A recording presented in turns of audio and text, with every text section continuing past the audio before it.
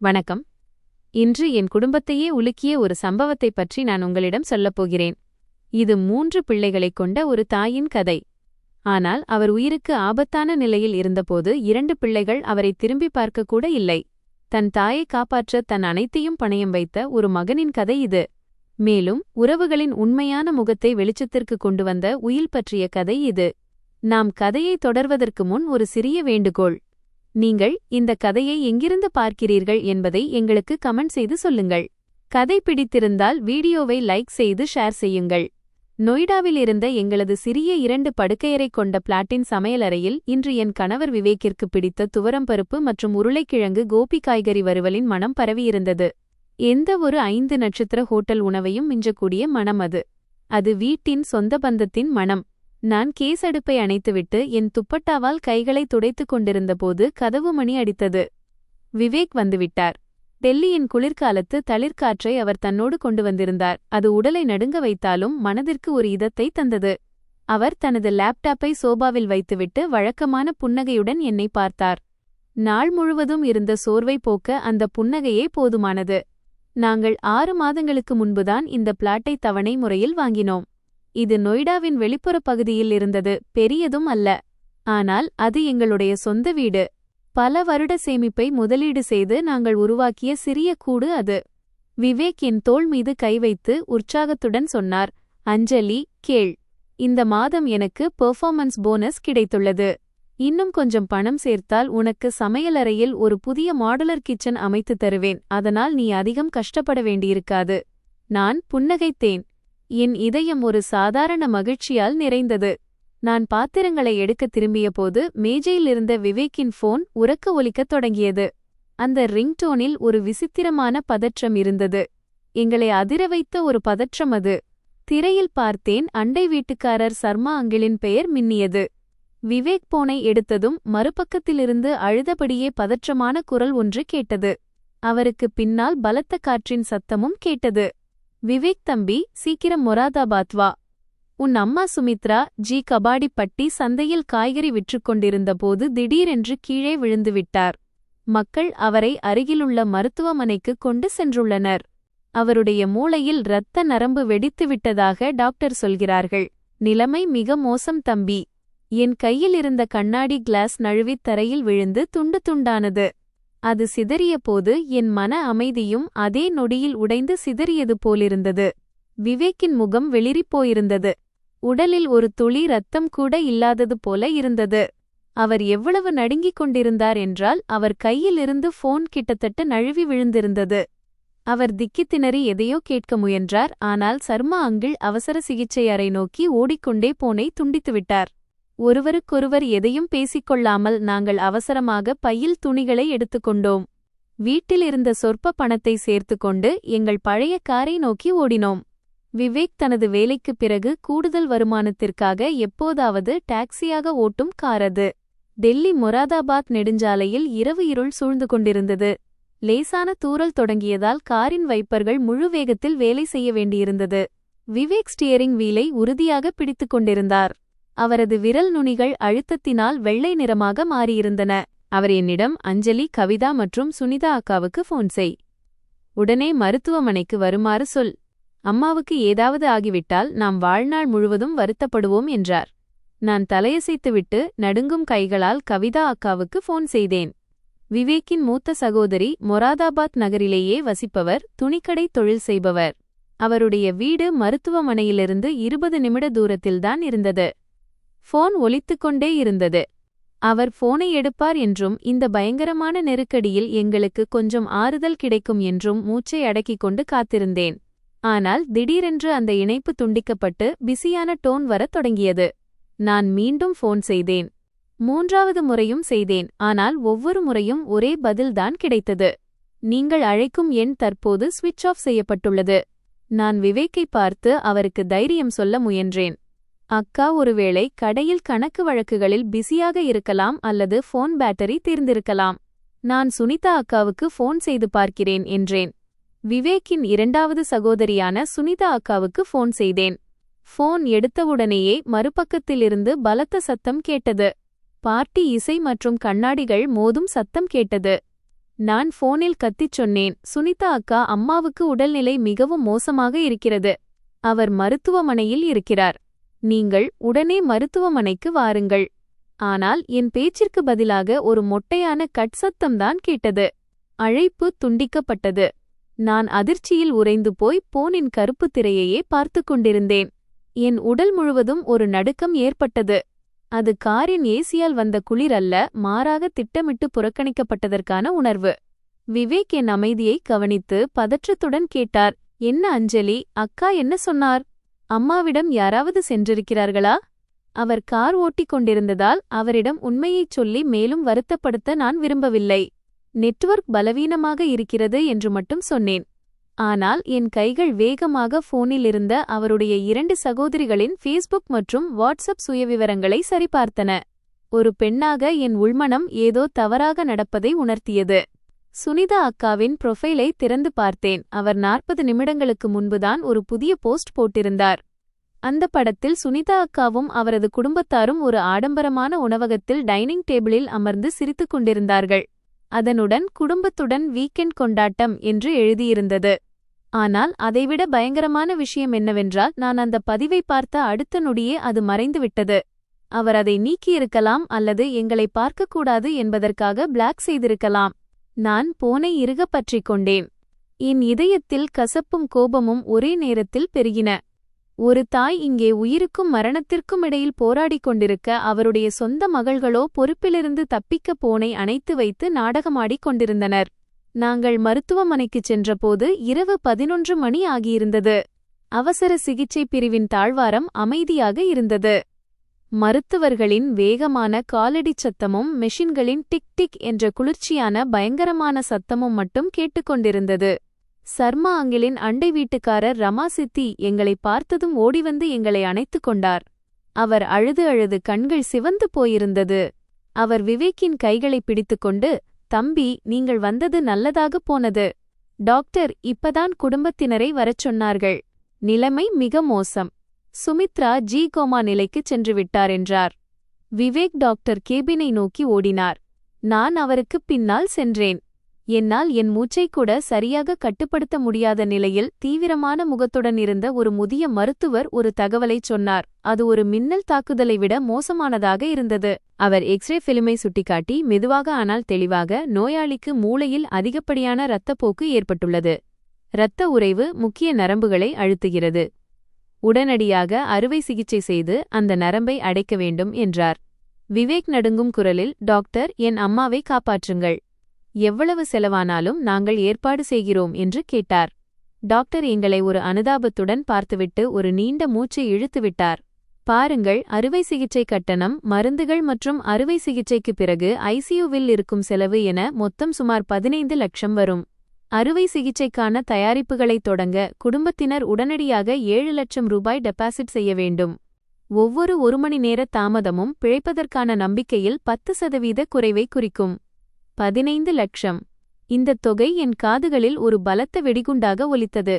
என் காதுகள் செவிடாகின, கால்கள் தள்ளாடின. பணக்காரர்களுக்கு இது ஒருவேளை அவர்களின் வங்கியிருப்பின் ஒரு சிறிய பகுதியாக இருக்கலாம். ஆனால் தவணை முறையில் கார் வாங்கிய எங்களைப் போன்ற நடுத்தர வர்க்க தம்பதிக்கு இது மிகப்பெரிய தொகை. இது எங்கள் 10 முதல் 15 வரை வருட உழைப்பின் சேமிப்பு. விவேக் என்னை பார்த்தார். அவருடைய கண்களில் பயமும் ஆழ்ந்த விரக்தியும் இருந்தது. அவர் தனது போன் புக்கில் மீண்டும் கவிதா மற்றும் சுனிதா அக்காவின் எண்களை டயல் செய்தார். ஆனால் அதே மௌனம்தான் பதில். அதே எட்ட முடியாத தொலைபேசி இணைப்பு. வேறு வழி தெரியாமல் விவேக் கவிதா அக்காவின் கணவரான தன் பெரிய மைத்துனர் ராகேஷிடம் போன் செய்தார். நீண்ட நேரம் ஒலித்த பிறகு ஒருவர் போனை எடுத்தார். ஆனால் அவர் போதையில் இருப்பது போல தெரிந்தது. அரே விவேக், நான் இப்போது விருந்தினர்களுடன் அமர்ந்திருக்கிறேன். எதுவாக இருந்தாலும் நாளை பேசுவோம். பணத்தைப் பற்றி என்றால் உன் அக்காவிடம் கேள்.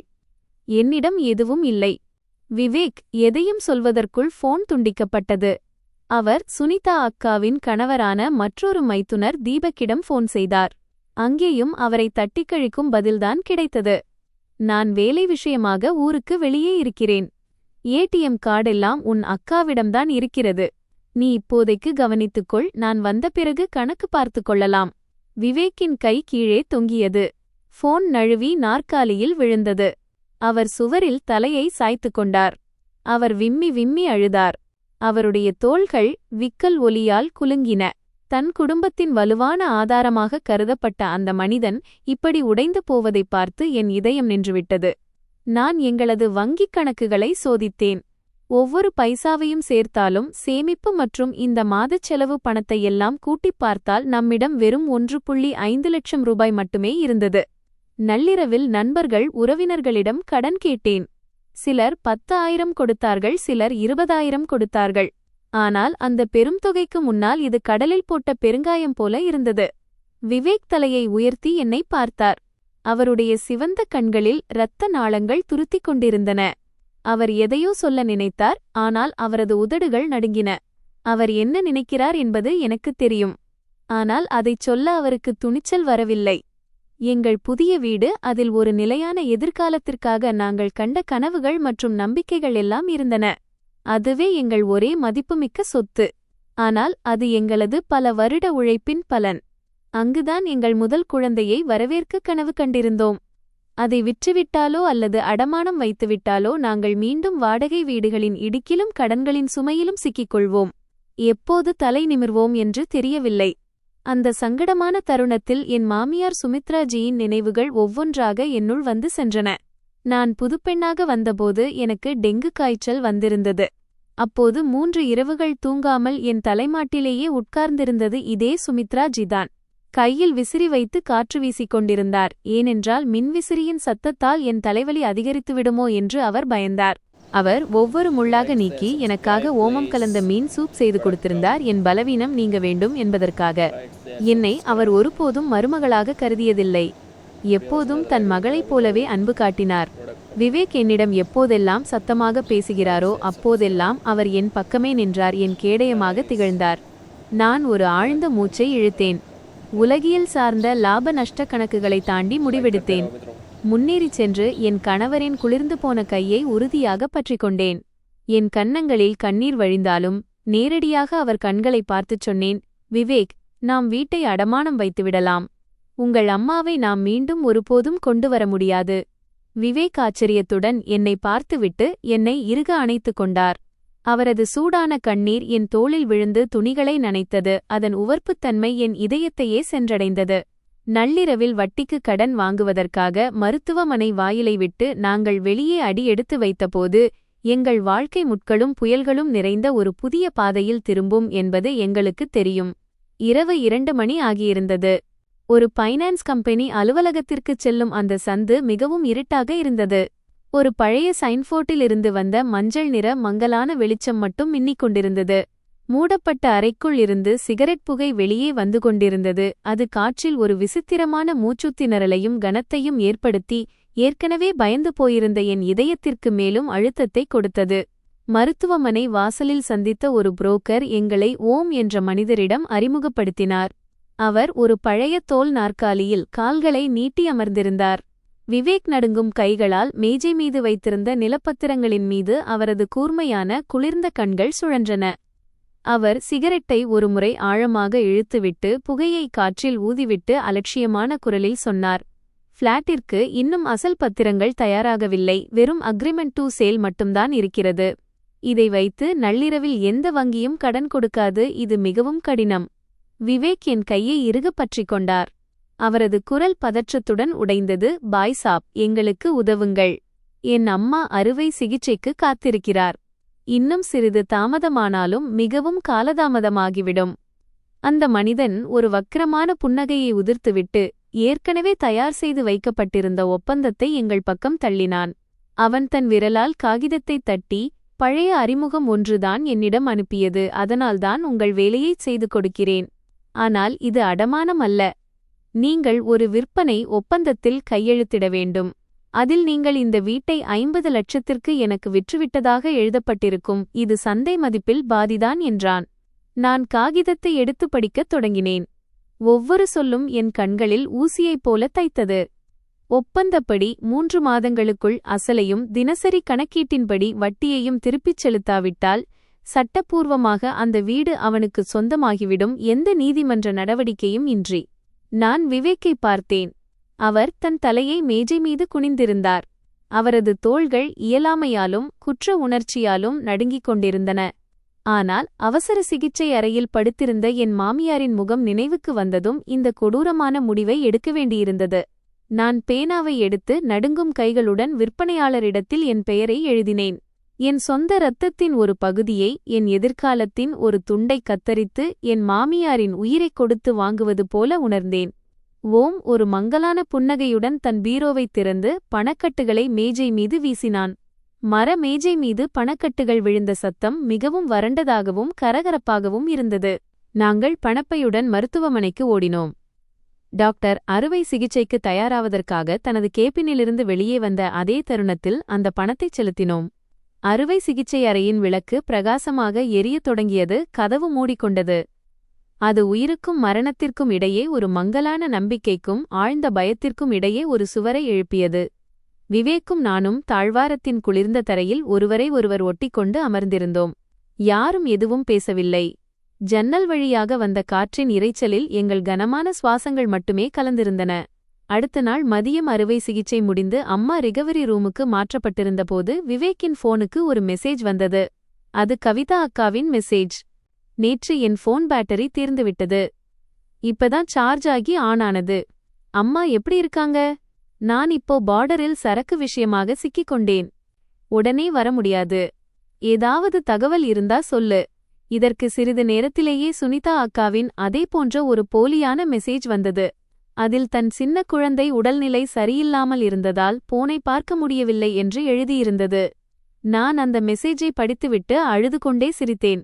இந்த சகோதரிகளைப் பற்றி நாம் கவலைப்பட வேண்டியதில்லை என்று நினைத்தேன். ஏனென்றால் அம்மா இப்போது அபாயக்கட்டத்தை தாண்டிவிட்டார் என்பதே மிக முக்கியமான விஷயம்.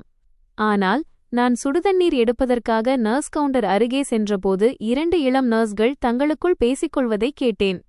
ஒருவர் வருத்தத்துடன், நேற்று மூளையில் இரத்த நரம்பு வெடித்ததால் வந்த அந்த முதிய பெண்மணி இருக்காரே பாவம். அவங்க பிள்ளைகள் அவ்வளவு வசதியானவங்க, ஆனா இவ்வளவு கல்லஞ்சக்காரங்களா இருக்காங்களே என்றார்.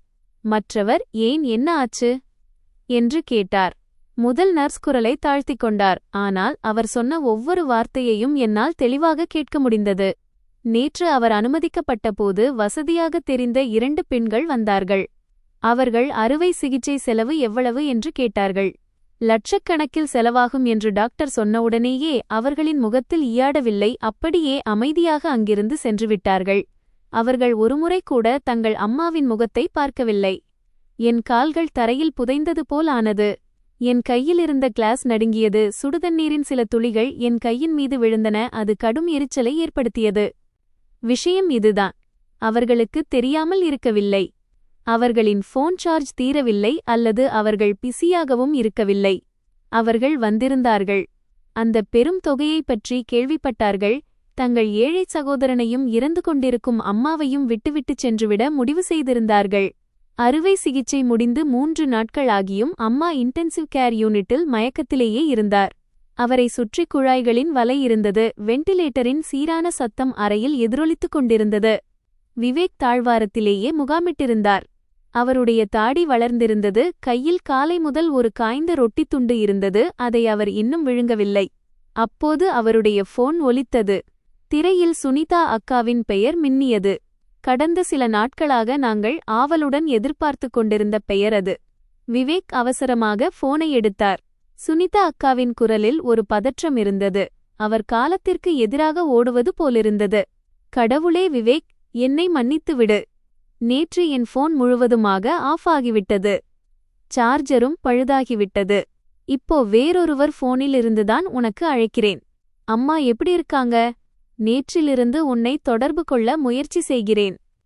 கவலையில் நான் பைத்தியமாகிவிட்டேன். ஆனால் உன்னை தொடர்பு கொள்ளவே முடியவில்லை. அருகில் அமர்ந்திருந்த நான் அவருடைய இந்தச் சொற்களை கேட்டுக்கொண்டிருந்தேன். என் இதயம் அப்படியே உறைந்து போய் குளிரத் தொடங்கியது. அம்மா மரணத்துடன் போராடிக் கொண்டிருந்த அதே நேரத்தில் ஒரு சார்ஜர் பழுதாகி அது சரியாவதற்கு 3 நாட்கள் ஆகுமா? 10 நிமிடங்கள் கூட ஆகவில்லை. அதற்குள் கவிதா அக்காவின் போனும் வந்தது. அவரது குரலில் பெரிய வியாபாரத்திற்குரிய பரபரப்பும் அதிகாரமும் இருந்தது. விவேக், தப்பா எடுத்துக்காதே. நான் சரக்கு வாங்குவதற்காக சீனா பார்டர் வரை வந்திருக்கிறேன்.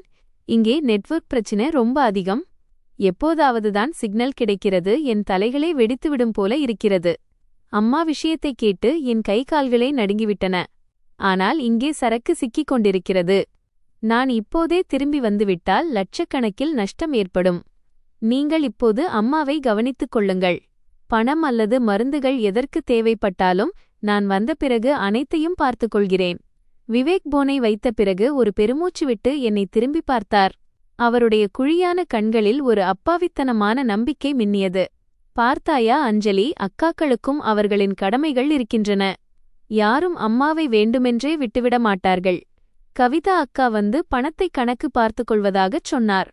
ஒருவேளை நம் கடன் சுமை கொஞ்சம் குறையலாம்.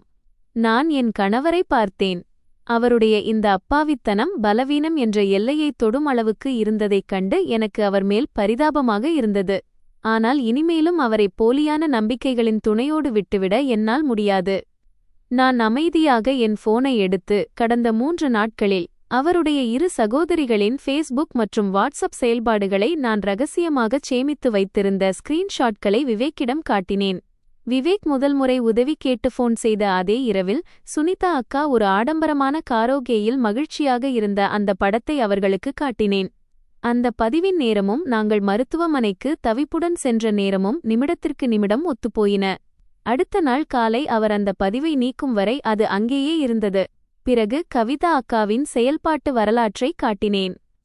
அவர் கடந்த 2 நாட்களாக ஃபேஸ்புக்கில் தொடர்ந்து லைவ் வந்து துணிகளை விற்று கொண்டிருந்தார். வரிசையாக ஆர்டர்களை எடுத்துக்கொண்டிருந்தார். அவர் முகத்தில் புன்னகை இருந்தது. இடைவிடாமல் பேசிக்கொண்டிருந்தார். அவர் எங்காவது நெட்வொர்க் இல்லாத எல்லைப் பகுதியில் சிக்கியிருப்பது போல ஒரு அறிகுறி கூட இல்லை. நான் விவேக்கின் கண்களை நேராக பார்த்துச் சொன்னேன். என் குரல் அமைதியாக இருந்தது, ஆனால் அதில் ஒரு கசப்பு இருந்தது. விவேக், இதைப் பார். நீ அவர்களுக்கு ஃபோன் செய்து சலித்துப் போன அந்த நேரத்திலும் அவர்கள் ஆன்லைனில்தான் இருந்தார்கள், பார்ட்டி செய்து கொண்டிருந்தார்கள், பணம் சம்பாதித்துக் கொண்டிருந்தார்கள். அவர்களின் நெட்வொர்க் கெட்டுப் போகவில்லை, போனும் பழுதாகவில்லை. அவர்கள் நமக்காக தங்கள் போனை அணைத்து வைத்திருந்தார்கள். விவேக் என் கையை பிடித்துக் கொண்டார். அவரது நடுங்கும் விரல்கள் சகோதரிகள் தங்கள் நண்பர்களுடன் சிரித்து மகிழ்ந்த ஒவ்வொரு படம் மற்றும் கமெண்டின் மீது ஊர்ந்து சென்றன. அவருடைய முகபாவனை நம்பிக்கையிலிருந்து ஆச்சரியத்திற்கும் பிறகு ஆழ்ந்த வேதனைக்கும் மாறியது. யாரோ ஒருவர் அவருடைய நம்பிக்கையின் மீது பலமாக அறைந்தது போல இருந்தது. அவர் ஒன்றும் சொல்லவில்லை. போனை என்னிடம் திருப்பித் தந்துவிட்டு மறுபக்கம் முகத்தை திருப்பிக் கொண்டார். அவர் கண்ணாடி ஜன்னல் வழியாக அம்மா படுத்திருந்த அறையை பார்த்தார். குனிந்திருந்த அவருடைய தோள்கள் அந்த கசப்பான உண்மையின் ஒட்டுமொத்த சுமையையும் தாங்கிக் கொண்டிருந்தன. விவேக் மிகவும் வலிக்கிறார் என்பது எனக்கு தெரியும். சொந்த பந்தங்களால் ஏமாற்றப்படும் வலி கடன் சுமையை விட மிகவும் பயங்கரமானது. ஆனால் அவர் இந்த வலியை உணர வேண்டும் என்று நான் விரும்பினேன். அப்போதுதான் அவர் விழித்துக் கொள்வார். பணம் தன் தாயின் உயிரைவிட முக்கியம் என்று நினைத்த தன் சகோதரிகளின் அந்த போலித்தன்மையின் மாயையிலிருந்து அவர் வெளியே வரவேண்டும். இந்த கசப்பான உண்மை ஒரு கசப்பான மருந்து. ஆனால் வரப்போகும் புயல்களை சமாளிக்க நாங்கள் வலிமையாக மாற இந்த உண்மை அவசியமாக இருந்தது. உறவுகள் இன்னும் கடுமையாக எடை போடப்பட வேண்டியிருந்தன. இறுதியாக அம்மா ஆபத்தான கட்டத்தை தாண்டிவிட்டார். அவரை சாதாரண வார்டுக்கு மாற்ற டாக்டர் அனுமதி அளித்தார். அம்மா உடல் இடது பக்கம் இன்னும் பக்கவாதத்தால் பாதிக்கப்பட்டிருந்தது. அவரது நினைவாற்றலும் அவ்வப்போது கை கொடுத்தது. சரியாக அதே நேரத்தில் ஏற்கனவே திட்டமிட்டது போல என் கணவரின் 2 செல்லச் சகோதரிகளும் மருத்துவமனையில் தோன்றினர். அவர்களின் கைகளில் வெளிநாட்டுப் பழங்களின் விலையுயர்ந்த கூடைகளும் சத்தான பால் டப்பாக்களும் இருந்தன. கவிதா அக்கா விலையுயர்ந்த பட்டுப்புடவை அணிந்திருந்தார். அறையின் கதவை அடைந்ததும் அவர் சத்தமாக அழத் தொடங்கினார். அந்த அழுக்கை மிகவும் நாடகத்தனமாக இருந்ததால் அருகில் இருந்த படுக்கைகளில் இருந்த நோயாளிகள் கூட ஆச்சரியத்துடன் பார்த்தனர். அவர் கட்டிலின் அருகே ஓடிச் சென்று அம்மாவின் பலவீனமான கையை பிடித்துக்கொண்டு கண்ணீர் மல்கக் கூறினார். அம்மா, உங்களுக்கு என்ன ஆகிவிட்டது? நான் தொலைவில் இருந்தேன். ஆனால் தகவல் கேட்டதுமே என் இதயம் எரிந்தது. நான் உடனே கிளம்பி வர நினைத்தேன். ஆனால் வேலை என் கால்களை கட்டி போட்டுவிட்டது.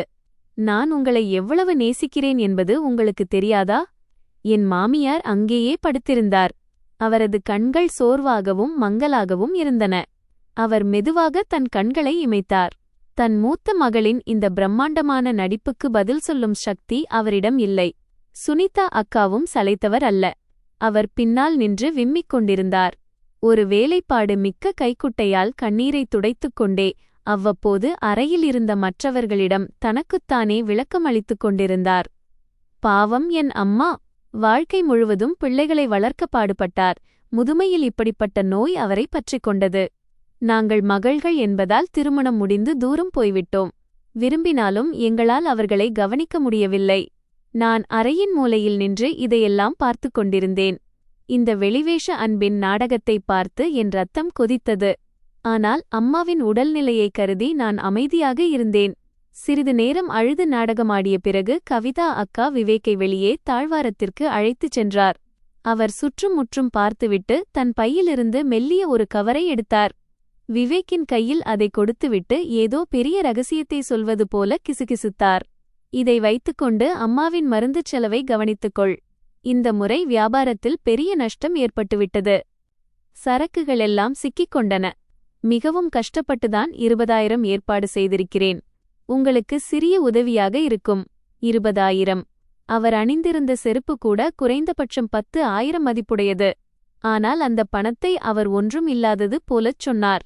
சுனிதா அக்கா இதை பார்த்ததும் தன் பையை திறந்து 10,000 ரூபாயை எடுத்து விவேக்கிடம் கொடுத்தார்.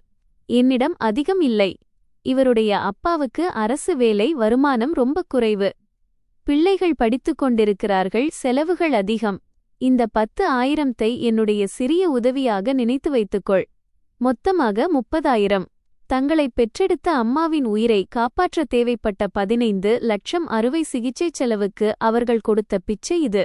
விவேக் அந்த 2 கவர்களையும் கையில் வைத்திருந்தார்.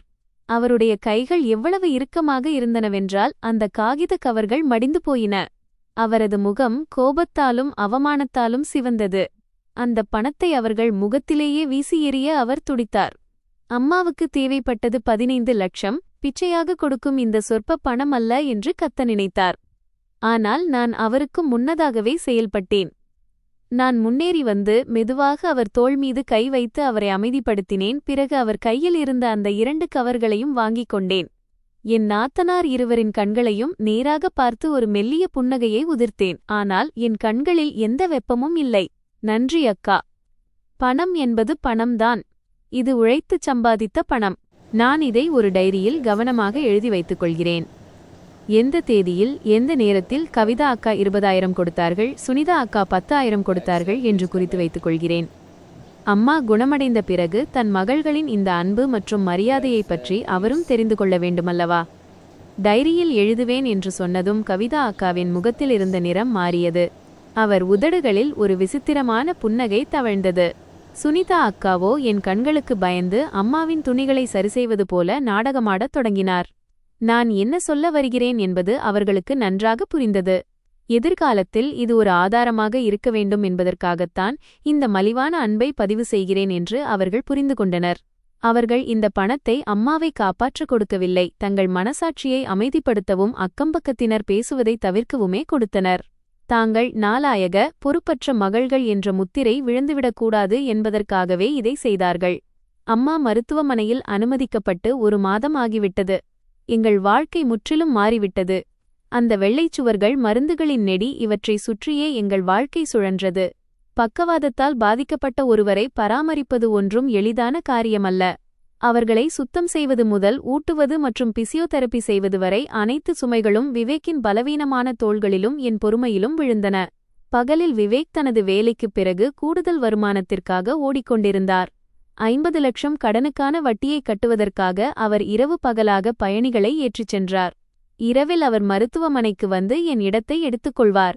அம்மா ஏதேனும் பக்கம் புரளுகிறாரா அல்லது சுவாசிக்க சிரமப்படுகிறாரா என்ற பயத்தில் அவர் இரவு முழுவதும் தூங்காமல் அம்மாவை கவனித்துக் கொண்டார். என் கணவர் நாளுக்கு நாள் பலவீனமடைவதையும் தூக்கமில்லாமல் கண்களுக்கு கீழே பள்ளம் விழுவதையும் பார்ப்பது எனக்கு மிகவும் வேதனையாக இருந்தது. பலமுறை நான் சோர்ந்து போய்விட நினைத்தேன். ஆனால் அம்மாவுக்காக மீண்டும் என்னை வலிமையாக்கிக் கொண்டேன். இதற்கிடையில் அம்மாவின் செல்ல மகள்கள் இருவரும் இன்னும் காணாமல் போனார்கள். பொறுப்பிலிருந்து தப்பிக்க விதவிதமான காரணங்களை சொல்லிக் கொண்டே இருந்தார்கள். கவிதா அக்காவுக்கு ஒரே ஒரு பல்லவிதான், நான் பிசினஸில் எவ்வளவு பிஸியாக இருக்கிறேன் என்று தெரியுமா? தலை தூக்கக்கூட நேரம் இல்லை. கடையில் கவனிக்க ஆள் இல்லை. எல்லா ஊழியர்களும் லீவில் இருக்கிறார்கள். சுனிதா அக்கா தன் சிறிய குழந்தையை தற்காப்பு கேடயமாக பயன்படுத்தினார். என் மகன் ரொம்ப அழுகிறான். நைட் அம்மா இல்லாம தூங்கவே மாட்டான். அது மட்டும் இல்லாமல் இவருடைய அப்பா ரொம்ப கண்டிப்பானவர். நான் நைட் வெளியே தங்கினால் வீட்டில் பெரிய கலாட்டா ஆகிவிடும். எப்போதாவதுதான் அவர்கள் மருத்துவமனைக்கு வருவார்கள். அப்போது நான் அம்மாவை சுத்தம் செய்து கொண்டிருப்பேன். அவர்கள் விலையுயர்ந்த உடைகளை அணிந்து பெர்ஃப்யூம் தெளித்துக் கொண்டு வருவார்கள். ஏதோ நோய்வாய்ப்பட்ட ஒரு உறவினரை பார்க்கும் சடங்கிற்காக வருவது போல இருக்கும். அவர்கள் கட்டிலின் ஓரத்தில் 15 முதல் 20 வரை நிமிடங்கள் உட்கார்ந்து ஏதோ பேசிக் கொண்டிருப்பார்கள். பிறகு போனை எடுத்து அம்மாவுடன் செல்ஃபி எடுக்க ஆரம்பிப்பார்கள். அதன் பிறகு உடனடியாக ஃபேஸ்புக்கில் உணர்ச்சிகரமான கேப்ஷன்களுடன் அம்மாவின் புகைப்படங்களை பதிவிடுவார்கள். அம்மா, சீக்கிரம் குணமடைந்து வாருங்கள். நான் உங்களை ரொம்ப நேசிக்கிறேன், அல்லது அம்மாதான் என் உலகம். புகைப்படம் எடுத்து முடித்ததும், மருத்துவமனை வாசனை எனக்கு மூச்சு முட்டுகிறது என்று சொல்லிவிட்டு அங்கிருந்து கிளம்பி விடுவார்கள். அவர்கள் விட்டுச் செல்வது அழுக்குத் துணிகளின் குவியலையும் தங்களை பாவம் கலந்த பார்வையோடு பார்த்து கொண்டிருக்கும் ஒரு வயதான தாயையும் தான். ஒருமுறை விவேக் மிகவும் சோர்வாக இருந்ததால் அம்மாவை ஊட்டுவதற்காக தலியா கிண்ணத்தை எடுத்தபோது கைகள் நடுங்கி சிறிது தலியா பெட்ஷீட்டில் விழுந்துவிட்டது. அதே நேரத்தில் சுனிதா அக்கா அறைக்குள் நுழைந்தார். அவர் மூக்கை சுளித்துக்கொண்டு கசப்பான குரலில் சொன்னார், விவேக், ஏன் இவ்வளவு திறமையற்றவனாக இருக்கிறாய்? ஒரு கிண்ணம் தலியாவை கூட சரியாக ஊட்டத் தெரியவில்லையா? பார், பெட்ஷீட் முழுவதையும் அசிங்கப்படுத்திவிட்டாய். இப்படி யாராவது பேச முடியுமா? விவேக் எதுவும் சொல்லவில்லை. அமைதியாக துணியால் அதை சுத்தம் செய்யத் தொடங்கினார். ஆனால் அவர் தாடைகள் இறுகியதை நான் கவனித்தேன். தனக்குள் கொதிக்கும் கோபத்தை அவர் அடக்க முயற்சி செய்து கொண்டிருந்தார். நான் எழுந்து நின்று சுனிதா அக்காவின் கண்களை நேராக பார்த்து ஒரு கேள்வியை கேட்டேன். சுனிதா அக்கா, விவேக் கடந்த 3 இரவுகளாக தூங்கவே இல்லை. அவருடைய உடல் ஒத்துழைக்க மறுக்கிறது. உங்களுக்கு அவர் திறமையற்றவராக தெரிந்தால் இன்று இரவு நீங்கள் அவருக்கு பதிலாக இங்கே தங்கலாமே. அவர் வீட்டுக்குப் போய் ஒரு இரவு நிம்மதியாக தூங்கிவிட்டு வரட்டும். நான் சொன்னதை கேட்டதும் சுனிதா அக்கா யாரோ அவர் மீது கொதிக்கும் நீரை ஊற்றியது போல துள்ளிக் குதித்தார். அவர் கைகளை வேகமாக ஆட்டிக்கொண்டு, இல்லை, நான் முன்பே சொன்னேனே, இன்று என் புகுந்த வீட்டில் பூஜை இருக்கிறது. நான் எப்படி தங்க முடியும்? நீயும் விளையாட்டாகப் பேசுகிறாய். சரி, நான் கிளம்புகிறேன். நேரமாகிவிட்டது என்று சொல்லிவிட்டு ஒரு திருடன் போல அந்த அறையை விட்டு மறைந்து போனார். அறையில் ஒரு கனமான அமைதி நிலவியது. நான் அவர் முதுகை பார்த்துவிட்டு அம்மாவின் பக்கம் திரும்பினேன். அம்மாவின் சுருக்கங்கள் நிறைந்த கண்களின் ஓரத்தில் ஒரு கண்ணீர் துளி வழிந்ததைக் கண்டேன். அம்மா அனைத்தையும் கேட்டுக்கொண்டிருந்தார், அனைத்தையும் புரிந்து கொண்டார். ஆனால் அவரால் எதுவும் சொல்ல முடியவில்லை. தன் மகள்களின் இந்த வெட்கக்கேடான அலட்சியம் எங்களை மட்டுமின்றி அந்த வயதான பலவீனமான தாயின் இதயத்தையே துளைத்துக் கொண்டிருந்தது. அம்மா முழுமையாக சுயநினைவுக்கு வந்தவுடன், இந்த வஞ்சனையையும் அநீதியையும் நான் நிச்சயம் வெளிச்சத்திற்கு கொண்டு வருவேன் என்று மனதிற்குள் சத்தியம் செய்தேன். மருத்துவமனையில் இது 5வது இரவு. சூழல் எவ்வளவு அமைதியாக இருந்ததென்றால் ஏர் கண்டிஷனரின் மெல்லிய சத்தத்தையும் தாழ்வாரத்தில் டாக்டரின் லேசான காலடிச் சத்தத்தையும் என்னால் கேட்க முடிந்தது. விவேக் அருகில் இருந்த ஒரு பிளாஸ்டிக் நாற்காலியில் அமர்ந்தபடியே தூங்கிவிட்டார். அவரது தலை ஒரு பக்கம் சரிந்திருந்தது. கடந்த சில நாட்களின் அலைச்சலும் அம்மாவுக்காக அவர் பட்ட கவலையும் அவரது கனமான மூச்சில் எதிரொலித்தன. நான் கட்டிலின் ஓரத்தில் அமர்ந்து அம்மாவின் சுருக்கங்கள் நிறைந்த கைகளை பிடித்துக்கொண்டு அவர் சீக்கிரம் குணமடைந்துவிட வேண்டும் என்று பிரார்த்தனை செய்து கொண்டிருந்தேன். அப்போது அம்மாவின் விரல்களில் ஒரு சிறிய அசைவை உணர்ந்தேன். பிறகு மெதுவாக அவர் கண்களை திறந்தார். முதலில் அவர் பார்வை மங்கலாக இருந்தது. தான் எங்கே இருக்கிறோம் என்று புரியாதது போல இருந்தது. நான் மகிழ்ச்சியில் துள்ளிக் குதித்து விவேக்கை உலுக்கி எழுப்பினேன். அவர் சட்டென்று எழுந்து அமர்ந்தார். அவசரமாக ஒரு கிளாஸில் சுடுதண்ணீர் எடுத்து ஸ்பூனால் மெதுவாக அம்மாவின் உதடுகளை ஈரப்படுத்தினார். அம்மா அந்த வெண்மையான சுவர்களை பார்த்தார். அவர் பார்வை தன் மகனின் சோர்வான முகத்தில் நிலைத்தது. பிறகு என்னை கவனமாக பார்த்தார். தன் மற்ற செல்ல மகள்களை தேடுவது போல இருந்தது. அவர் தன் உலர்ந்த உதடுகளை அசைத்தார். அவருடைய குரல் மிகவும் பலவீனமாகவும் தணிந்தும் இருந்ததால் நான் என் காதை அவர் அருகே கொண்டு செல்ல வேண்டியிருந்தது. கவிதா, சுனிதா எங்கே? விவேக் ஒரு நிமிடம் தயங்கினார். அவர் கையிலிருந்த கிளாஸ் லேசாக நடுங்கியது. பிறகு அம்மாவை தேற்றுவதற்காக கஷ்டப்பட்டு ஒரு புன்னகையை வரவழைத்துக் கொண்டார். அம்மா, இரவு ரொம்ப நேரமாகிவிட்டதால் நான் தான் அக்காவுகளை வீட்டிற்கு அனுப்பி வைத்தேன். நாளை காலையே இருவரும் உங்களை பார்க்க வந்து விடுவார்கள். அம்மா எதுவும் சொல்லவில்லை. மெதுவாக கண்களை இமைத்தார். ஆனால் அவரது கண்களில் ஒரு ஆழ்ந்த சோகத்தையும் மறைக்க முடியாத சந்தேகத்தையும் என்னால் காண முடிந்தது. அவர் மீண்டும் ஒரு கேள்வியை கேட்டார். அதுதான் நாங்கள் மிகவும் பயந்திருந்தது. பணம். இவ்வளவு பணம் எங்கிருந்து வந்தது? விவேக் வேகமாக அம்மாவின் கைகளை பற்றிக் கொண்டார். அவர் குரலில் ஒரு தன்னம்பிக்கை இருந்தது, ஆனால் அவர் பார்வை அம்மாவின் கண்களை தவிர்க்க முயன்றது. அம்மா, நீங்கள் பணத்தைப் பற்றி கவலைப்படாதீர்கள். நாங்கள் இருவரும் இத்தனை ஆண்டுகள் வேலை செய்திருக்கிறோம். கொஞ்சம் சேமித்து வைத்திருந்தோம். உங்கள் சிகிச்சைக்கு அதுவே போதும். சுமித்ரா விவேக்கை பார்த்தார். பிறகு திடீரென்று என் வலது கை வெள்ளைக்கட்டிலின் விரிப்பில் இருந்ததை அவர் கவனித்தார். அந்த வட்டிக்கு கடன் கொடுப்பவரின் ஒப்பந்தத்தில் கைரேகை வைத்தபோது ஏற்பட்ட அந்த சிவப்பு மை அடையாளம் என் ஆள்காட்டி விரலில் இன்னும் லேசாக தெரிந்தது. சோப்பினால் பலமுறை தேய்த்தும் அது அழியவில்லை. அந்த அடையாளத்தை பார்த்தார். பிறகு என் சோர்ந்து போன கண்கள் மற்றும் கலைந்த தலைமுடியை பார்த்தார். திடீரென்று அவர் கண்களில் ஒரு தீவிரமும் ஆழ்ந்த வேதனையும் வெளிப்பட்டது. தன் வாழ்நாள் முழுவதும் சந்தையில் கடினமாக உழைத்து தன் பிள்ளைகளை வளர்த்த அனுபவம் வாய்ந்த பெண்மணியவர். அந்த சிவப்பு மை எதை குறிக்கிறது என்பதை அவர் எப்படி புரிந்து கொள்ளாமல் இருப்பார்? அது உழைப்பில் செய்து கொண்ட ஒப்பந்தத்தின் மற்றும் தியாகத்தின் அடையாளம். அம்மா வேறு எந்த கேள்வியும் கேட்கவில்லை. மெதுவாக கண்களை மூடிக்கொண்டார். 2 சூடான கண்ணீர் துளிகள் அமைதியாக அவர் கன்னங்களில் வழிந்து தலையணையில் ஊறிப்போயின. நாங்கள் உருவாக்க முயற்சிக்கும் அந்த போலி அமைதிக்குப் பின்னால் இருக்கும் கொடூரமான உண்மையை அம்மா புரிந்து கொண்டார் என்பது எனக்கு தெரிந்தது. எந்த குழந்தைகளை அவர் அதிக அன்புடன் வளர்த்தாரோ அவர்களே அவர் ஆபத்தில் இருந்தபோது அருகில் இல்லை என்பதை ஒரு தாயின் இதயம் அவருக்குச் சொல்லிக் கொண்டிருந்தது. 2 வாரங்களுக்குப் பிறகு அம்மாவின் உடல்நிலையில் அற்புதம் நிகழ்ந்தது. அவர் ஓய்வெடுக்கவும் பிசியோதெரபி தொடரவும் வீட்டுக்குச் செல்ல டாக்டர் அனுமதி அளித்தார். அம்மா வீட்டிற்கு வரும் செய்தி கிடைத்ததும் கவிதா அக்கா உடனே விவேக்கிற்கு ஃபோன் செய்தார். அவர் குரலில் ஒரு விசித்திரமான உற்சாகம் இருந்தது. விவேக், நீங்கள் அம்மாவை கிராமத்தில் உள்ள பூர்வீக வீட்டிற்கு அழைத்துச் செல்லுங்கள். அங்கே திறந்த வெளிக்காற்று அம்மாவிற்கு மனம் தேரும்.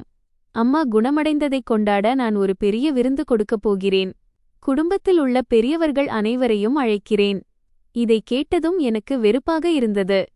அவர்களின் நோக்கம் கொண்டாடுவது அல்ல, மாறாக உறவினர்கள் மற்றும் கிராம மக்கள் முன்னிலையில் ஒரு கீழ்ப்படியும் மகளாக நடிப்பதும், இத்தனை நாட்களாக அவர்கள் ஏன் வரவில்லை என்று அவர்கள் பேசிய பேச்சுகளை தடுப்பதுமே என்பதை நான் நன்றாக புரிந்து கொண்டேன். அன்று கிராமத்தில் இருந்த எங்கள் பழைய 4 அறை வீட்டில் சிரிப்புச் சத்தங்கள் கேட்டாலும் அந்த சூழலில் ஒரு செயற்கையான மூச்சுத்திணறல் இருந்தது. விவேக்கும் நானும் காலையிலேயே அங்கு சென்றுவிட்டோம். சமையலறையில் சிக்கன் வெட்டுவது, பலகாரம் செய்வது மற்றும் விருந்தினர்களை கவனிப்பதில் மும்முரமாக இருந்தோம். எங்கள் முதுகுகள் வியர்வையில் நனைந்திருந்தன. மறுபுறம் கவிதா அக்காவும் சுனிதா அக்காவும் விலையுயர்ந்த புடவைகளை அணிந்து கொண்டு வரவேற்பறையில் வசதியாக அமர்ந்திருந்தனர். சோபாவில் கால்களை நீட்டி வைத்துக்கொண்டு தர்பூசணி விதைகளை தின்று கொண்டிருந்தனர். இடையிடையே சமையலறையை நோக்கி சத்தமாக கட்டளைகளை இட்டுக் கொண்டிருந்தனர். அஞ்சலி, ராய்தாவில் சர்க்கரை குறைவாக போடு, அம்மாவுக்கு சுகர் இருக்கிறது. விவேக், இதைப் பார், இந்த விசிறி எவ்வளவு மெதுவாக சுற்றுகிறது. சூட்டில் உயிர் போகிறது. எங்கள் மைத்துனர்கள் ராகேஷும் தீபக்கும் மற்ற ஆண்களுடன் அமர்ந்து தங்கள் கார்களின் புதிய ஒப்பந்தங்கள் மற்றும் வெளிநாட்டுப் பயணங்களைப் பற்றி பெருமை பேசிக் கொண்டிருந்தனர். தங்கள் செல்வாக்கையும் வெற்றியையும் வேண்டுமென்றே அனைவருக்கும் காட்டிக்கொண்டிருந்தனர். தங்களோடு ஒரு வீல்சேரில் அமர்ந்திருக்கும் அம்மா அவர்களை ஒரு குளிர்ந்த வெறுமையான பார்வையுடன் பார்த்து கொண்டிருப்பதை அவர்கள் முற்றிலும் புறக்கணித்தனர். அம்மா நான் அவருக்காக வாங்கி வந்த ஊதா நிற பட்டுச்சட்டையை அணிந்திருந்தார். தலைமுடியைச் செப்பனிட்டிருந்தார். ஆனால் அவர் முகத்தில் புன்னகையின் தடயமே இல்லை. ஒரு மோசமான நாடகத்தைப் பார்க்க உட்கார வைக்கப்பட்ட பார்வையாளரைப் போல அவர் அமைதியாக எல்லாவற்றையும் பார்த்து கொண்டிருந்தார். விருந்தினர்கள் வரத் தொடங்கினர். ஒவ்வொருவரும் சுமித்ராஜியை புகழ்ந்து தள்ளினர். வா, மகள்கள் என்றால் இப்படித்தான் இருக்க வேண்டும். எவ்வளவு அழகானவர்கள், பண்பானவர்கள். தங்கள் அம்மாவை பார்த்துக் கொள்கிறார்கள். இவ்வளவு பெரிய விருந்து கொடுத்திருக்கிறார்களே. தூரத்தில் இருந்த ஒரு அத்தை அம்மாவை நோக்கி, சுமித்ரா தங்கை, இந்த ஊரிலேயே நீதான் மிகவும் அதிர்ஷ்டசாலி என்றார். உன் பிள்ளைகள் எவ்வளவு திறமையானவர்கள், வசதியானவர்கள். உன் உடல் நலக்குறைவின் போது எப்படி அனைத்தையும் கவனித்துக் கொண்டார்கள் என்று பார். இதைக் கேட்டதும் கவிதா அக்கா மகிழ்ச்சியில் பூரித்துப் போனார். அவர் அம்மாவை ஒருமுறை பார்த்துவிட்டு உடனே பதிலளித்தார். ஆமாம் அத்தை, பிள்ளைகளாகிய எங்களுக்கு அம்மாதான் எல்லாம். எவ்வளவு பணம் செலவானாலும் பரவாயில்லை, அம்மா ஆரோக்கியமாக இருக்க வேண்டும். நான் அந்த நேரத்தில் உணவுத் தட்டுடன் வந்து கொண்டிருந்தேன். அவர் சொன்ன அந்த வெட்கக்கேடான பேச்சை கேட்டதும் என் கையில் இருந்த தட்டு கீழே விழாமல் தப்பியது. விவேக் என் பக்கத்தில் நடந்து வந்து கொண்டிருந்தார். அவர் என் முழங்கையை மெல்ல அழுத்தி அமைதியாக இருக்கும்படி சைகை செய்தார். ஆனால் அவர் தாடைகள் இறுகியதையும் கோபத்தில் அவரது கழுத்து நரம்புகள் புடைத்திருப்பதையும் நான் கவனித்தேன். என் மாமியார் ஒரு சிலை போல அமைதியாக அமர்ந்திருந்தார். அவர் உதடுகளில் ஒரு கசப்பான புன்னகை வந்து மறைந்தது. அவர்களை அந்த இடத்திலேயே அம்பலப்படுத்தவில்லை. இந்த நாடகம் எவ்வளவு தூரம் செல்கிறது என்பதையும் மனித பேராசைக்கு ஏதேனும் எல்லை இருக்கிறதா என்பதையும் அவர் பார்க்க விரும்பினார் போலிருக்கிறது. மதுவின் போதை ஏறத் தொடங்கியதும் கவிதா அக்கா மிகவும் தந்திரமாக தங்களுக்கு பிடித்தமான விஷயத்திற்கு பேச்சை திருப்பினார். ஒரு போலியான சிரிப்புடன் விவேக்கை பார்த்து, இந்த முறை அம்மா மருத்துவமனையில் இருந்ததற்கு நிறைய செலவாகியிருக்கும் இல்லையா? நீங்கள் இருவரும் ரொம்ப கஷ்டப்பட்டீர்கள், அதை பார்க்கவே மனது வலிக்கிறது என்றார். பிறகு அம்மாவை நோக்கி திரும்பி, அம்மா, உங்கள் பழைய FD அல்லது சேமிப்புக் கணக்கில் பணம் ஏதாவது இருந்தால் எடுத்து விவேக்கிடம் கொடுங்கள். அவர் தன் கடனை அடைக்கட்டும். பாவம், இவர்களுடைய சம்பளம்தான் எவ்வளவு? தனி ஆளாக இவ்வளவு பெரிய பாரத்தை எப்படி சுமப்பார்கள் என்றார். சுனிதா அக்காவும் முன்பே தீர்மானித்தது போல உடனே ஆமோதித்தார். ஆமாம் அம்மா, அக்கா சொல்வது 100க்கு 100 உண்மை. விவேக் எவ்வளவு பலவீனமாகிவிட்டான் என்று பார்க்கவே வருத்தமாக இருக்கிறது. இந்த வயதில் உங்களுக்கு பணம் எதற்கு? பிள்ளைகளிடம் கொடுத்துவிடுங்கள். பிறகு நாங்கள் உங்களுக்கு அதைவிட 2 மடங்கு 3 மடங்கு தருகிறோம். அவர்கள் பேசுவதை கேட்கும்போது தம்பி மீது அக்கறை கொண்டவர்கள் போல தெரிந்தது. ஆனால் உண்மையில் அம்மாவின் முதுமை காலத்திற்காக மீதமுள்ள பணத்தையும் எப்படியாவது அபகரிக்க அவர்கள் முயன்று கொண்டிருந்தனர். விவேக் தலையை குனிந்து கொண்டார். அவர் கையில் இருந்த ஸ்பூன் நடுங்கியது. அவர் ஏதோ சொல்ல வாய் திறந்தார், ஆனால் வார்த்தைகள் தொண்டையிலேயே சிக்கிக் கொண்டன. என்னால் இனியும் பொறுத்துக்கொள்ள முடியவில்லை. எரிமலை போல வெடித்தேன். நான் என் ஸ்பூனை தட்டில் பலமாக தட்டினேன். அதன் சத்தத்தில் அனைவரும் அதிர்ந்து என்னை பார்த்தனர். நான் என் நாத்தனார்கள் இருவரின் கண்களையும் நேராக பார்த்துச் சொன்னேன். என் குரல் அமைதியாக இருந்தது, ஆனால் கத்தியைப் போல கூர்மையாக இருந்தது. உங்களுக்கு விவேக் மற்றும் என் மீது இவ்வளவு அக்கறை இருக்கிறதே. ஆனால் அம்மாவின் அறுவை சிகிச்சைக்கு மொத்தம் எவ்வளவு செலவானது என்பது உங்களுக்கு தெரியுமா? அம்மாவின் உயிரை காப்பாற்ற 15 லட்சம் ரூபாய் தேவை என்று டாக்டர் சொன்னபோது உங்கள் போன்கள் எங்கே இருந்தன? நீங்கள் இருவரும் எங்கே இருந்தீர்கள்? அறையில் திடீரென ஒரு பதற்றமான அமைதி நிலவியது. கவிதா அக்காவின் முகத்தில் இருந்த புன்னகை மறைந்தது. சுனிதா அக்கா பதற்றத்துடன் உதவிக்காக தன் கணவனை பார்த்தார். மைத்துனர் ராகேஷின் முகம் கோபத்தில் சிவந்தது. அவர் கர்ஜித்துக் கொண்டு, அஞ்சலி, எப்படி பேசுகிறாய்? இது வீட்டு விஷயம். ஒவ்வொரு பைசாவிற்கும் கணக்கு கேட்கப் போகிறாயா? அந்த நேரத்தில் நாங்கள் முக்கியமான வேலைகளில் சிக்கியிருந்தோம். யாரும் வேண்டுமென்றே ஓடிவிடவில்லை என்றார். நான் ஒரு கசப்பான சிரிப்பைச் சிரித்தேன். அவ்வளவு முக்கியமான வேலையா? ஃபோன் 3 நாட்கள் ஆஃப் செய்யப்பட்டிருக்கும் அளவுக்கு முக்கியமான வேலையா? அம்மாவின் உயிரை காப்பாற்ற வெறும் 30,000 ரூபாயை மட்டும் உதவியாக கொடுக்கும் அளவுக்கு முக்கியமான வேலையா? விவேக் மேஜைக்கு அடியில் என் கையை இறுக்கமாக பற்றிக் கொண்டார். நான் அனைவர் முன்னிலையிலும் ஒரு பெரிய கலாட்டா செய்துவிடுவேன் என்று அவர் பயந்தார். ஆனால் அவர் கண்களில் எனக்கு ஒரு நன்றியுணர்வு தெரிந்தது. குடும்பத்தில் இருந்த ஆண்களும் பெண்களும் தங்களுக்குள் கிசுகிசுக்கத் தொடங்கினர். இப்போது அவர்கள் பார்வையில் அந்த செல்ல மகள்களின் மீது இருந்த பாராட்டு மாறி சந்தேகம் குடிகொண்டது. ஒரு மகிழ்ச்சியான விருந்து சூழல் இப்போது குளிர்ந்து கனமாக மாறியிருந்தது. அந்த தருணத்தில் என் மாமியார் மெதுவாக தொண்டையைச் செருமிக்கொண்டு விவேக்கை அருகே அழைத்தார். அவரது குரல் தெளிவாகவும் உரக்கவும் இருந்தது. சரி, பழைய விஷயங்களை விடுங்கள். உணவு முடிந்ததும் நீங்கள் மூவரிடமும் நான் ஒரு முக்கியமான விஷயத்தை பேச வேண்டும். ஒரு விசித்திரமான மௌனத்துடன் உணவு முடிந்தது. சூழலின் தீவிரத்தை புரிந்து கொண்ட விருந்தினர்கள் எங்கள் குடும்ப பிரச்சினையை தீர்த்து கொள்ள எங்களை மட்டும் விட்டுவிட்டு விரைவில் விடைபெற்றனர். வீட்டின் கதவு மூடியதும் வெளியிலிருந்த இரைச்சல் நின்றது.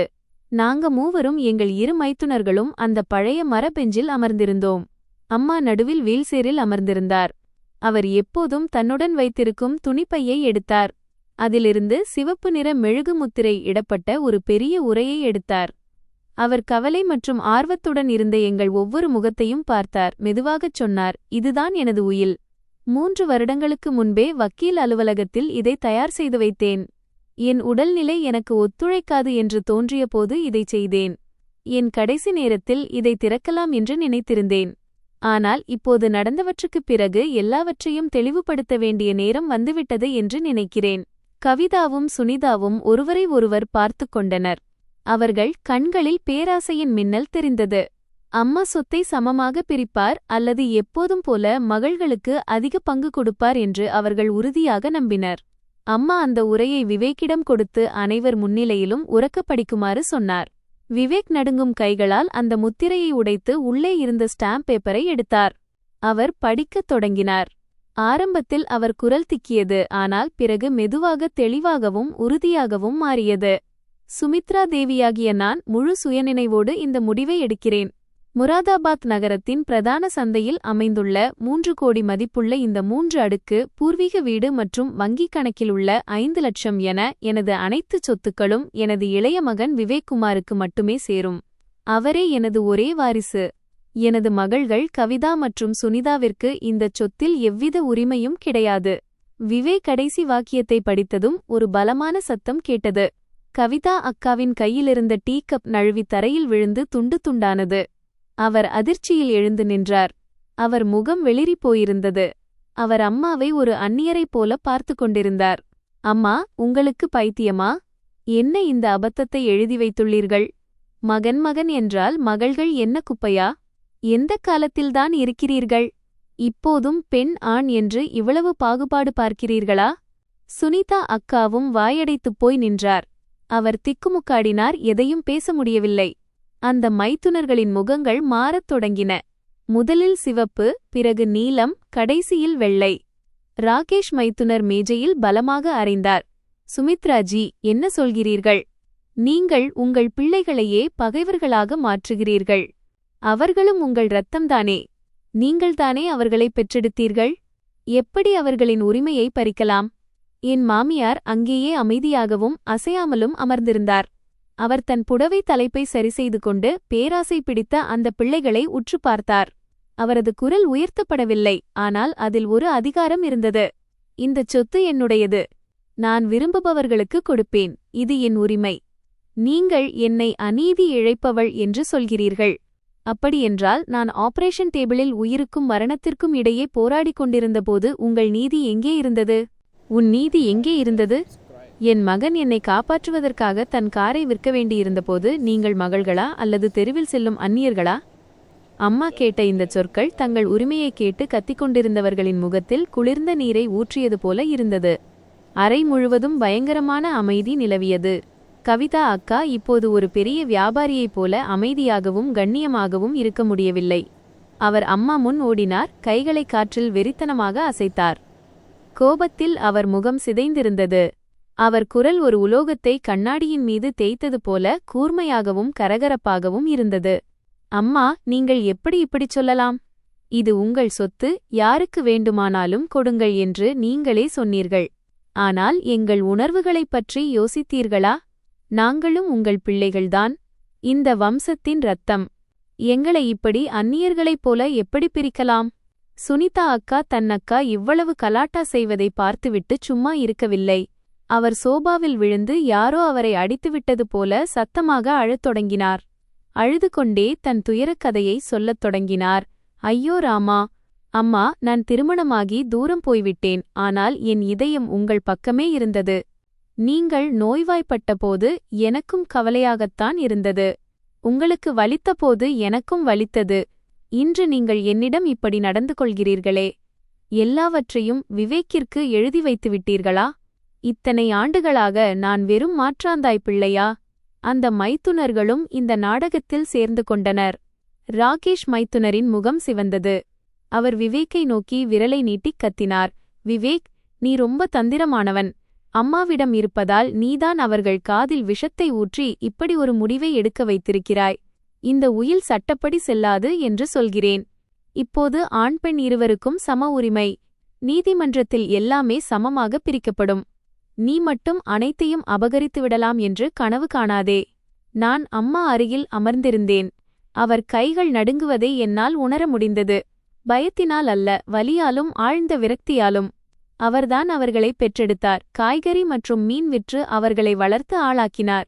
இன்று அவர் ஆரோக்கியத்தைப் பற்றி கவலைப்படாமல் வீட்டைப் பற்றியும் சேமிப்பைப் பற்றியும் மட்டுமே கவலைப்படுகிறார்கள்.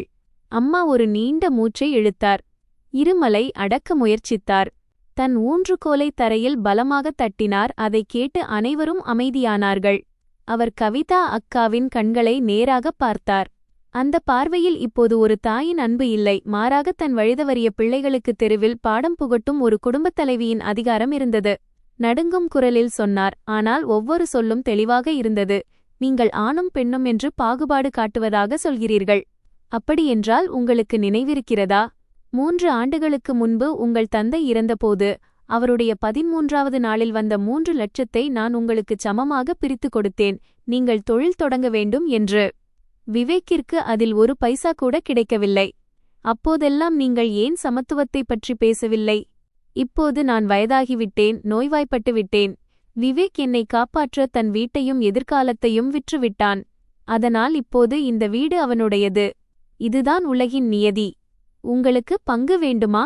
சரி, அப்படியென்றால் பொறுப்பிலும் பங்கு எடுத்துக்கொள்ளுங்கள். பழைய விஷயத்தைக் கேட்டதும் கவிதா அக்கா ஒரு நிமிடம் அமைதியானார். ஆனால் பேராசை அவர் கண்களை மறைத்திருந்தது. மீண்டும் கத்தினார், பழைய விஷயங்களை ஏன் பேசுகிறீர்கள் அம்மா? அந்த பணத்தை நாங்கள் செலவு செய்துவிட்டோம். ஆனால் இந்த வீடு கோடிக்கணக்கானது. அனைத்தையும் அவனுக்கு கொடுத்துவிட முடியாது. நான் சொல்கிறேன், நீங்கள் இந்த உயிலை மாற்றவில்லை என்றால் நாங்கள் நீதிமன்றத்திற்குச் செல்வோம். அப்போது பிள்ளைகள் தகுதியற்றவர்கள் என்று சொல்லாதீர்கள் என்று என் மூத்த நாத்தனார் விடுத்த அந்த மிரட்டல் ஒரு இறுதி கத்தியைப் போல அம்மா மகள் இடையிலான உறவின் மிச்சத்தையும் கூட அறுத்து எறிந்தது. என் மாமியார் கண்களை மூடிக்கொண்டார். நாற்காலியில் சாய்ந்தார். அந்த ஒரு நொடியில் அவர் முகம் இன்னும் 10 ஆண்டுகள் முதிர்ச்சியடைந்து வயதானது போல தெரிந்தது. அவர் கைகள் எவ்வளவு இறுக்கமாக மூடிக்கொண்டனவென்றால் அவரது விரல் எலும்புகள் வெள்ளை நிறமாக மாறியிருந்தன. அவர் எல்லாவற்றையும் பொறுத்து கொண்டிருந்தார். சட்டென்று எழுந்து உள்ளே இருந்த படுக்கையறைக்குச் சென்று சிறிது நேரம் கழித்து கையில் ஒரு தடிமனான ஃபைலுடன் திரும்பி வந்தார். அவர் அந்த ஃபைலை கண்ணாடியாலான மேஜை மீது பலமாக வீசினார்.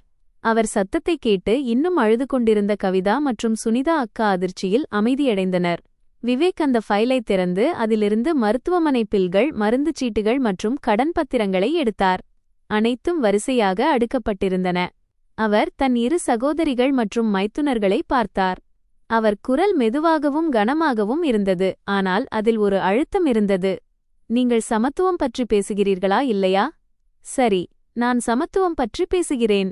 இதோ மருத்துவமனையின் அனைத்து பில்கள், அறுவை சிகிச்சை, மருந்துகள் மற்றும் 1 மாதத்திற்கும் மேலான செலவுகளின் ரசீதுகள். மொத்தம் 1,20,000 மற்றும் அந்த 5 லட்சம் கடன். அதை வீட்டை அடமானம் வைத்து வாங்கியிருக்கிறேன். அதற்கான வட்டிக்கு நான் தினமும் அல்லாடிக் கொண்டிருக்கிறேன். விவேக் அந்த பில்களை அவர்கள் பக்கம் தள்ளினார். அவர் கண்களில் ஒரு உறுதி இருந்தது. இப்போது உங்களுக்கு சொத்தில் பங்கு வேண்டும் என்றால் முதலில் இந்த செலவில் பங்கெடுங்கள். 16,20,000 ஐ 3ஆக பிரிப்போம். ஆளுக்கு சுமார் 5.5 லட்சம் வரும். முதலில் என் பணத்தை திருப்பித் தாருங்கள், பிறகு நாம் வீட்டைப் பற்றி பேசலாம். நான் என் கணவரை பார்த்தேன். அந்த தீர்மானத்தின் மீது எனக்கு பெருமையாக இருந்தது. எப்போதுமே அமைதியாக இருந்த அந்த மனிதன் தன் குடும்பத்தாலேயே ஒதுக்கப்பட்டபோது உண்மையை நிலைநாட்டப் போராடத் தெரிந்தவனாக மாறினான். கவிதா அக்கா அந்த பில்களை எடுத்துப் பார்த்தார். அவர் கண்கள் அந்த பெரிய எண்களை சுழன்று வந்தன. பிறகு முகத்தை சுளித்துவிட்டு ஏதோ அசுத்தமான பொருளை தூக்கி எறிவது போல அந்த காகிதங்களை மேஜை மீது வீசினார். மிகுந்த துணிச்சலுடன் அவர் சொன்னார். அவருடைய குரலில் அளப்பரிய வெட்கக்கேடு தெரிந்தது. விவேக், என்ன பேசுகிறாய்? நீதான் அங்கிருக்கிறாய். எதிர்காலத்தில் பெற்றோரையும் முன்னோரையும் கவனித்துக் கொள்வது உன் கடமை. இந்த வீட்டையும் அம்மாவே உனக்குத்தான் தருகிறார். அப்படியிருக்கும்போது அவர்களை கவனிக்கும் பொறுப்பும் உன்னுடையதுதான். நாங்கள் பெண்கள் திருமணத்திற்குப் பிறகு நாங்கள் அந்நியமாகிவிடுகிறோம். சுனிதா அக்காவும் தன் அக்காவுக்கு ஆதரவாக பேசினார். ஆமாம் விவேக், எங்கள் வீட்டு நிலைமை இப்போது ரொம்ப மோசம். அவருடைய அப்பா வேலை விஷயத்தில் நஷ்டம் ஏற்பட்டுவிட்டது. குழந்தைகளும் உடல்நிலை சரியில்லாமல் இருக்கிறார்கள். நாங்கள் எங்கிருந்து 5.6 லட்சம் கொண்டு வருவோம்? அம்மா உனக்கு இவ்வளவு பெரிய வீட்டை தருகிறாரே, அதை விற்று உன் கடனை அடைத்துக்கொள். எங்களிடம் ஏன் கேட்கிறாய்? அவர்களின் இந்த இரட்டை வேடத்தை பார்த்து நான் அதிர்ச்சியடைந்தேன். வாரிசுரிமை என்று வரும்போது ஆணும் பெண்ணும் சமம் என்று முழக்கமிட்டவர்கள், பொறுப்பு மற்றும் செலவு என்று வரும்போது மட்டும் பெண்கள் அந்நியர்கள் மற்றும் மகனின் கடமை என்ற பழைய காரணத்தைச் சொல்கிறார்கள். நான் அமைதியாக மூலையில் அமர்ந்திருந்தேன். மேஜைக்கு அடியில் என் போனில் ரகசியமாக பதிவை ரெக்கார்டிங் ஆன் செய்தேன். அவர்கள் சொன்ன அந்த தந்திரமான வார்த்தைகளையும் அவர்களின் வெட்கக்கேடான பேச்சையும் நான் பதிவு செய்ய விரும்பினேன். எதிர்காலத்தில் அவர்கள் சட்டத்திற்கு முன்னால் பல்டியடிக்கக் கூடாது என்பதற்காக. என் மாமியார் தன் மகள்களின் பேச்சை கேட்டுக்கொண்டிருந்தார். அவர் லேசாக புன்னகைத்தார், ஆனால் அந்த புன்னகையில் மிகுந்த வேதனை இருந்தது. சரி என் பிள்ளைகளே, சரி. உங்களுக்கு ஏதேனும் லாபம் இருந்தால் மட்டுமே உங்கள் அன்பு வெளிப்படுகிறது. செலவு என்று வரும்போது மட்டும் நான் விவேக்கின் சுமையாக மாறிவிடுகிறேன், அப்படித்தானே? குடும்பக் கூட்டம் சண்டைகள் மற்றும் திட்டுக்களுடன் முடிவடைந்தது. என் நாத்தனார்கள் இருவரும் முணுமுணுத்துக் கொண்டே வீட்டிலிருந்து வெளியேறினர். அவர்கள் காரின் கதவை பலமாக மூடிய அந்த சத்தம் தங்கள் முழு கோபத்தையும் அந்த உயிரற்ற கார் மீது காட்டுவது போல இருந்தது. அன்று இரவே என் மற்றும் விவேக்கின் போன்களில் ஒரே நேரத்தில் ஒரு அறிவிப்பு வந்தது. கவிதா குரூப்பை விட்டு வெளியேறினார். சுனிதா குரூப்பை விட்டு வெளியேறினார். அன்பான குடும்பம் என்று அவர்கள் தாங்களே சுற்றிய இடங்கள் மற்றும் உணவகங்களின் புகைப்படங்களைப் போட உருவாக்கிய அந்த வாட்ஸ்அப் குரூப்பில் இப்போது நானும் விவேக்கும் மட்டுமே இருந்தோம். அந்த வாட்ஸ்அப் குரூப்பின் அமைதி நிஜ வாழ்க்கையில் வரப்போகும் ஒரு பெரிய புயலின் தொடக்கமாக இருந்தது. சில நாட்களுக்குப் பிறகு நான் சந்தையில் காய்கறி வாங்கச் சென்றபோது அக்கம் பக்கத்தினர் என்னை விசித்திரமான பார்வையுடன் பார்ப்பதை உணர்ந்தேன். காய்கறி விற்கும் பெண்கள் கூட்டமாக நின்று கிசுகிசுத்துவிட்டு என்னை பார்த்ததும் அமைதியானார்கள். நான் சென்ற பிறகு என்னை திரும்பி பார்த்தனர். ஒரு காலத்தில் எங்களுக்கு அம்மாவின் உடல்நிலை குறித்து தகவல் கொடுத்த நல்ல அண்டை வீட்டாரான ரமா அத்தை என்னை ஒரு மூலையில் அழைத்துச் சென்று கவலையுடன், அஞ்சலி மகளே, கொஞ்சம் ஜாக்கிரதையாக இரு. உன் நாத்தனார்கள் கவிதாவும் சுனிதாவும் ஊர் முழுவதும் ஒரு வதந்தியை பரப்பிக் கொண்டிருக்கிறார்கள். நீங்கள் இருவரும் சுமித்ரா ஜியின் மீது ஏதோ மாந்திரிகம் செய்துவிட்டதாகச் சொல்கிறார்கள். சுமித்ரா ஜி இப்போது மந்தபுத்தியுடன் இருப்பதாகவும், நீங்கள் அவரை மிரட்டி பயமுறுத்தி சொத்துக்களை உங்கள் பெயருக்கு எழுதி வாங்கிவிட்டதாகவும், அவருடைய மகள்களை வீட்டை விட்டு துரத்திவிட்டதாகவும் அவர்கள் பொய் சொல்லிக் கொண்டிருக்கிறார்கள் என்றார். இதைக் கேட்டதும் என் ரத்தம் கொதித்தது. நான் கையில் வைத்திருந்த காய்கறிப் பையை இறுக்கமாக பிடித்தேன். தன் சொந்த உடன்பிறந்த தம்பியின் மற்றும் நாத்தனாரின் நற்பெயரைக் கெடுக்க அவர்கள் இவ்வளவு தரம் தாழ்ந்து நடப்பார்கள் என்றும், இவ்வளவு மலிவான மற்றும் மூடநம்பிக்கையான வதந்திகளை பரப்புவார்கள் என்றும் என்னால் நம்ப முடியவில்லை. ஆனால் இது வெறும் தொடக்கம் மட்டுமே. இந்த கதையின் மிக மோசமான திருப்பம் திங்கட்கிழமை காலையில் வந்தது. பஞ்சாயத்து அலுவலகத்திலிருந்து ஒரு சம்மன் எங்கள் வீட்டிற்கு வந்தது. விவேக் அந்த தாளை கையில் எடுத்தார். அதை படித்ததும் அவர் முகம் வெளிறிப்போனது. அது ஒரு புகார் கடிதம் மற்றும் விவகார தீர்வுக்கான கோரிக்கை. அந்த கடிதத்தில் கவிதாவும் சுனிதாவும் ஏதோ ஒரு வழக்கறிஞரின் ஆலோசனையின் பேரில் மிக கடுமையான சட்டபூர்வமான மொழியை பயன்படுத்தியிருந்தனர். அவர்கள் விவேக்கின் மீது தன் தாயை சட்டவிரோதமாக சிறை வைத்திருப்பதாக குற்றம் சாட்டியிருந்தனர். ஏனெனில் அவர் தங்களை அம்மாவை சந்திக்க அனுமதிப்பதில்லையாம். ஆனால் உண்மை என்னவென்றால் அம்மாவே அவர்களை சந்திக்க விரும்பவில்லை. இதைவிட கடுமையான குற்றம் என்னவென்றால் ஒரு வயதான பெண்ணின் மனநிலை சரியில்லாத நிலையை பயன்படுத்தி ஒரு போலி உயிலில் வலுக்கட்டாயமாக கையெழுத்து வாங்கியதாக குற்றம் சாட்டியிருந்தனர். அவர்கள் இந்த விஷயத்தில் பஞ்சாயத்து தலையிட வேண்டும் என்றும் தற்போதைய உயிலை ரத்து செய்ய வேண்டும் என்றும் அம்மாவை மனநலப் பரிசோதனைக்காக ஏதேனும் அரசு மருத்துவமனைக்கு அனுப்ப வேண்டும் என்றும் கோரியிருந்தனர். என் மாமியார் நாற்காலியில் அமர்ந்திருந்தார். விவேக் கடிதத்தை படித்து முடித்ததும் அவர் ஒரு வார்த்தை கூட பேசவில்லை. நாற்காலியின் கைப்பிடியை அவர் இறுக்கமாக பிடித்துக் கொண்டார். தன் இரத்தத்தால் வளர்த்த மகள்கள் இன்று தன்னை ஊர் பஞ்சாயத்தில் இழுத்துச் செல்வதையும் சொத்தை அபகரிப்பதற்காக தன்னை மனநல காப்பகத்திற்கு அனுப்பக் கோருவதையும் அவரால் நம்ப முடியவில்லை. தன் மங்கலான கண்களால் சுவரில் இருந்த தன் கணவரின் புகைப்படத்தை பார்த்தார். அது அனைத்தையும் கேட்டுக்கொண்டிருந்தது. நான் என்ன தவறு செய்தேன்? என் பிள்ளைகள் ஏன் இப்படி ஆனார்கள்? பேராசை நெருங்கிய உறவுகளை காட்டுமிராண்டிகளாக மாற்றியிருந்தது. அவர்கள் ஒருவரை ஒருவர் காயப்படுத்தவும் பெற்றோரின் கௌரவத்தை சிதைக்கவும் தயாராக இருந்தனர். பஞ்சாயத்தில் விசாரணை நடக்கவிருந்த அன்று காலை முதல் பலத்த மழை பெய்து கொண்டிருந்தது. வானத்தின் சாம்பல் நிறம் எங்கள் மனதின் சோகத்தைப் போலவே இருந்தது. நானும் விவேக்கும் அம்மாவிற்கு துணையாகச் சென்று அவரை டாக்ஸியில் அமர வைத்தோம். அவர் தன் சிறந்த ஆடைகளை அணிந்திருந்தார். தலைமுடியை செப்பனிட்டிருந்தார். அவர் முகத்தில் ஒரு விசித்திரமான தீவிரமும் பயமும் கலந்திருந்தது. பஞ்சாயத்து அலுவலக அறை மிகவும் சாதாரணமாக இருந்தது. அங்கே சில நீல நிற பிளாஸ்டிக் நாற்காலிகளும் ஒரு நீளமான மரமேஜையும் இருந்தன. மழையின் ஈரப்பதமும் பழைய காகிதங்களின் வாசனையும் அந்த சூழலை இன்னும் பாரமாகவும் பதற்றமாகவும் மாற்றியிருந்தன. கவிதாவும் சுனிதாவும் ஏற்கனவே அங்கு வந்துவிட்டனர். எதிரே இருந்த நாற்காலிகளில் கர்வம் மேலிட அமர்ந்திருந்தனர். அவர்களுடன் நடுத்தர வயதுடைய ஒரு மனிதரும் இருந்தார். அவர் தடிமனான கண்ணாடி அணிந்திருந்தார். கையில் ஒரு பிரீஃப் கேஸ் இருந்தது. அவர் முகத்தில்தான் மிகப்பெரிய அறிவாளி என்ற பாவனை இருந்தது. அவர் கவிதா அக்காவின் புகுந்த வீட்டைச் சேர்ந்த ஏதோ ஒரு தூரத்து உறவினர். எங்கள் மீதும் பஞ்சாயத்து தலைவரிடமும் அழுத்தம் கொடுப்பதற்காக அவர்கள் அவரை தங்கள் சட்ட ஆலோசகராக அழைத்து வந்திருந்தனர். அம்மா உள்ளே நுழைந்ததும் அந்த இரு சகோதரிகளும் எழுந்து நின்றனர். ஆனால் அம்மாவிற்கு துணையாகச் செல்ல அல்ல, மாறாக தாங்கள் ஏற்கனவே தயாரித்து வைத்திருந்த நாடகத்தை தொடங்குவதற்காக. கவிதா அக்கா ஓடிச் சென்று பஞ்சாயத்துத் தலைவரின் காலடியில் விழுந்தார். அவர் கண்களில் கண்ணீர் இருந்தது. பஞ்சாயத்துத் தலைவரே, எங்களுக்கு நீதி வேண்டும். எங்கள் அம்மா இப்போது வயதாகிவிட்டார்கள், புத்தி பேதலித்து விட்டது. அவருக்கு எதுவும் நினைவில் இருப்பதில்லை. இந்த விவேக்கும் அவன் மனைவியும் அம்மாவை வீட்டிலேயே சிறை வைத்துள்ளார்கள். எங்களை அம்மாவை சந்திக்க கூட விடவில்லை. ஆசை வார்த்தை கூறி இந்த தவறான உயிலில் கையெழுத்து வாங்கியுள்ளார்கள். நாங்கள் அம்மாவின் நன்மையைத்தான் விரும்புகிறோம். அவரை சிகிச்சைக்காக அழைத்துச் செல்ல விரும்புகிறோம். அவரின் சொத்துக்களை பாதுகாக்க வேண்டும், அதற்காக பரிசோதனை செய்ய வேண்டும். சுனிதா அக்காவும் விம்மி விம்மி அழுது கொண்டே அவருக்கு துணையாக இருந்தார். பஞ்சாயத்துத் தலைவரே, எங்கள் அம்மா முன்னால் எங்களை மிகவும் நேசிப்பார். அவர் ஒருபோதும் ஆண் பெண் பாகுபாடு பார்த்ததில்லை. நிச்சயமாக இந்த தம்பதிகள் அவர் மீது ஏதோ அழுத்தம் கொடுத்து அல்லது மாந்திரீகம் செய்துவிட்டார்கள். அம்மாவை இந்த நிலையில் பார்க்க எங்களுக்கு மிகவும் வலிக்கிறது. எங்களால் எதுவும் செய்ய முடியவில்லை. அந்த சட்ட ஆலோசகர் தொண்டையைச் செருமிக் கொண்டு பிரீஃப்கேஸிலிருந்து சில சட்ட புத்தகங்களை எடுத்து மேஜை மீது பலமாக வீசினார்.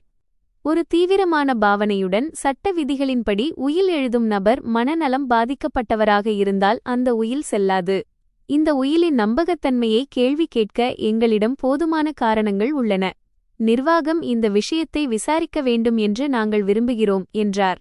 வயதான மற்றும் புத்திசாலியான பஞ்சாயத்துத் தலைவர் இந்த காட்சியை பார்த்துவிட்டு தன் அசௌகரியத்தை மறைக்க முடியாமல் தவித்தார். அவர் அமைதியாக அமர்ந்திருந்த என் மாமியாரை பார்த்தார். பிறகு அவமானத்தில் அமைதியாக நின்று கொண்டிருந்த எங்களை பார்த்தார். விவேக் எழுந்து வாதிட நினைத்தார், கத்த நினைத்தார்.